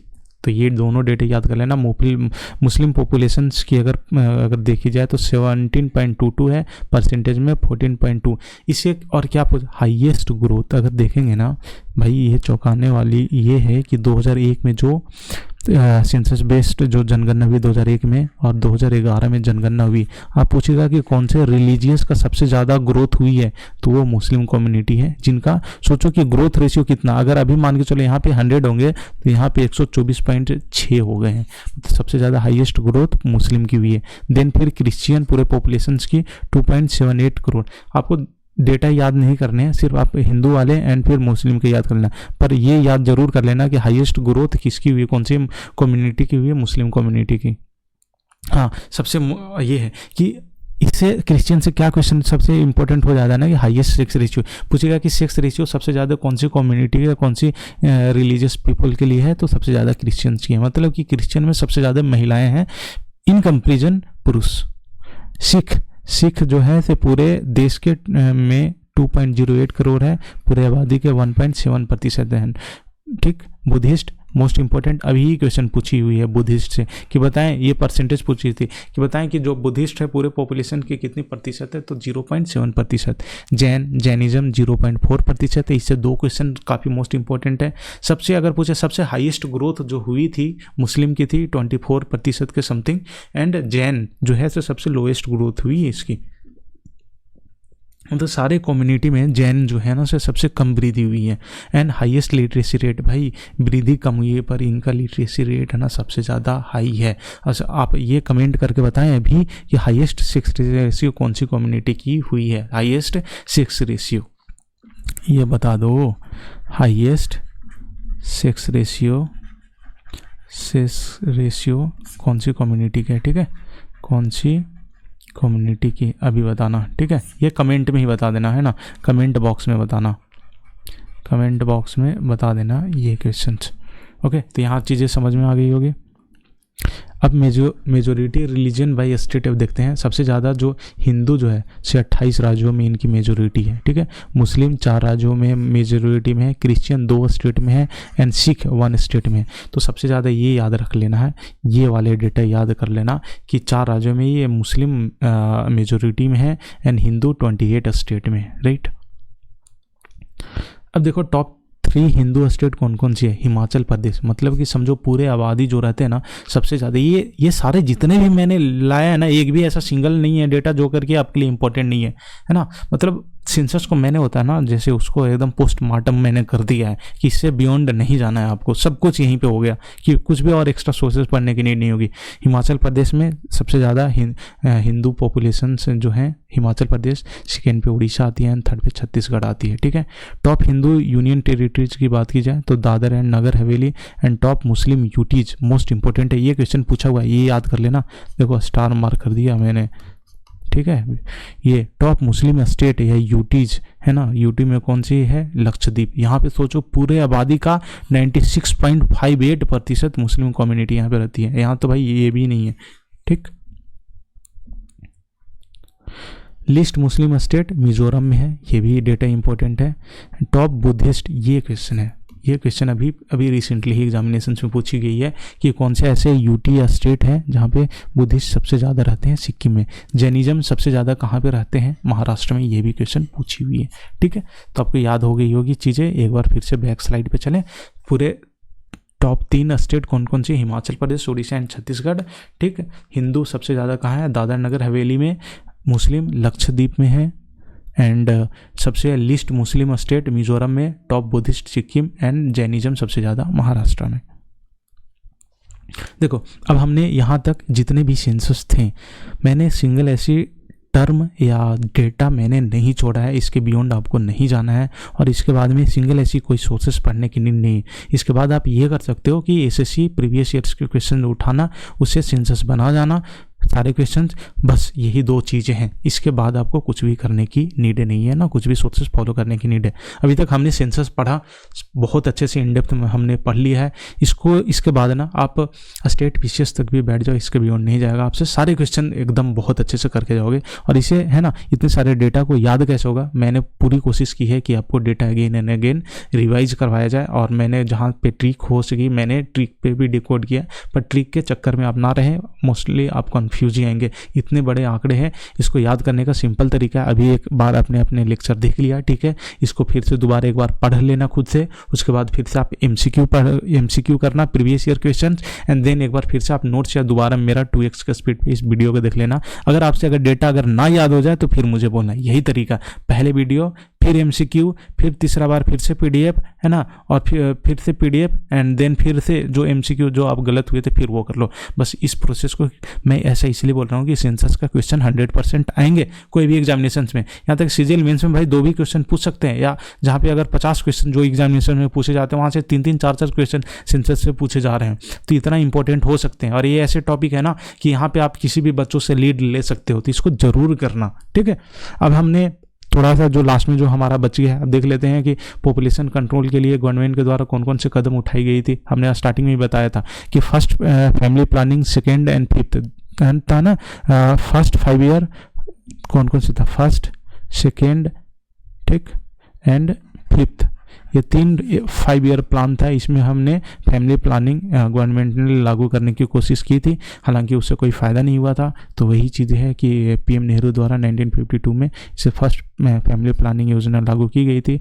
ये सबसे मोस्ट इम्पोर्टेंट याद रखना कि कॉन्ट्रासेप्टिव फैसिलिटीज है ना, गर्भ निरोधक सुविधाएं जो है से सरकार के द्वारा 1966 में पेश की गई थी, इंट्रोड्यूस की गई थी। सबसे मोस्ट इंपॉर्टेंट क्वेश्चन आपसे ये पूछ सकता है कि कौन सी ऐसी फर्स्ट प्राइवेट बिल है जो करके पॉपुलेशन को कंट्रोल करने के लिए प्रेजेंट किया गया था, 1983। ये सारे लाइन मोस्ट इंपॉर्टेंट है, ठीक है। अभी हमने देखा था, है ना, कि पॉपुलेशन पॉलिसी हमारा कब आया था, 1976 में भी आई थी, फिर रिवाइज्ड हमारा कब हो गया था, 1977 में भी रिवाइज्ड हुई थी, और फिर यहाँ पे हमने 2000 में से हमारा जो सबसे न्यू पॉपुलेशन पॉलिसी है, जिसे एनपीपी के नाम से जाने जाते हैं, इसे जनसंख्या कंट्रोल के लिए, जनसंख्या को स्टेबलाइज करने के लिए इसे लाई गई थी, राइट। तो इससे सारे डेटा काफ़ी इंपॉर्टेंट है, ठीक है। अब यहाँ तक मैं आपको सिंपली मैं इतना बताना चाहता हूँ कि भाई जो हमारा जो लक्ष्य है कि 2045 तक, है ना, कि अभी आपने पढ़ा था कि जो हमारा मोटो था कि 2045 तक हमारे पॉपुलेशन को स्टेबलाइज करना है। तो आपका जो रोल हो, है ना, पॉपुलेशन को कंट्रोल करने में भागीदारी से अभी, है ना, इक्वली पार्टिसिपेट करें, और जो हमारा लक्ष्य है, टारगेट है, हम जरूर अचीव करें, ठीक। अब देख लेते हैं, मैं आपको सिंपली ये बता दूं कि यूट्यूब पर अभी मैं एक्टिव ज़्यादा नहीं हूँ, जितने भी टाइम मिल पाता है मैं लेक्चर ले रहा हूँ, ठीक है। जो भी लेक्चर्स आएंगे काफ़ी इंपॉर्टेंट आएंगे, और मैं ऐसा लेक्चर्स, मेरी यही कोशिश है कि उसके बाद में मतलब पूरे YouTube कम्युनिटी या उस कंटेंट के बियॉन्ड कुछ हो ही नहीं, सबसे द बेस्ट मेरा कंटेंट हो, ठीक है ना। और आप ऐसा फील भी कर होंगे। तो सबसे मोस्ट इंपॉर्टेंट है आप टेलीग्राम पे जरूर जुड़ जाएं, क्योंकि अगर जो भी चीज़ें YouTube पर नहीं आती ना, बहुत चीज़ मैं YouTube पे नहीं करवा सकता, आपको टेलीग्राम से बहुत ज़्यादा फ़ायदा हो जाएगी। तो आप यूट्यूब हमारे ऑफिशियल टेलीग्राम एसएससी पेनिसिया को जरूर ज्वाइन करें। हमारे जितने सारे ट्यूटर्स आपके हैंडल है, हमारे व्हाट्सएप पर भी आप जुड़ सकते हो, ठीक है। हमारे प्ले स्टोर पर जा करके एसएससी एसएससी पेनिसिया एप्लीकेशंस को डाउनलोड कर ले। देखो अभी सीजीएल मेंस के मध्य सीजीएल जो हमारा मेंस है उसके ध्यान में रखते हुए अभी सेंसस के बाद दूसरा सबसे हॉट टॉपिक, ट्रेंडिंग टॉपिक है वो है आपका स्पोर्ट्स। ठीक है, अगर पिछले मेंस की बात की जाए ना तो यहाँ से 2 क्वेश्चंस पूछी गई थी, सारे में 2 से 3 क्वेश्चन आपके। अगर करंट अफेयर पूछ रही है ना तो आप कुछ भी नहीं कर रहे हो करंट अफेयर में, स्पोर्ट्स के करंट अफेयर बहुत अच्छे से कर जाए, और ये काफ़ी ज़्यादा है, थोड़ा नहीं है भाई। तो मैंने ऑलरेडी प्राइवेट ग्रुप में करवा चुका हूँ अपने इनसे, मतलब द बेस्ट इतनी अच्छा कराया ना कि कोई भी मॉक आ रहे हैं वहीं से डायरेक्ट क्वेश्चन आ जाएंगे, एग्जामिनेशन में आ जाएंगे। तो मैं सेम चीज़ को मैं यूट्यूब पर लेकर के आऊँगा। जो हमारा नेक्स्ट जो लेक्चर होंगे ना स्पोर्ट्स के होंगे वो दो लेक्चर्स में होंगे, 2 लेक्चर में कवर करूँगा सारे इंपॉर्टेंट पहलू पर, कुछ भी नहीं छूटेगा। क्वेश्चन इसको पढ़ जाना, 2 क्वेश्चन आपके पक्के हो जाएंगे। तो मुझे दीजिए इजाज़त and thank you for watching this video. और है ना कि ये चीज़ें थोड़ा आप लोग सपोर्ट की नीड है कि ताकि जो भी हमारे इंपॉर्टेंट चीज़ें हैं जो मैं आपको बता रहा हूँ तो लोगों तक शेयर करें ताकि हमारे बारे में पता चले। एंड जय हिंद, पढ़ते रहें आप सब।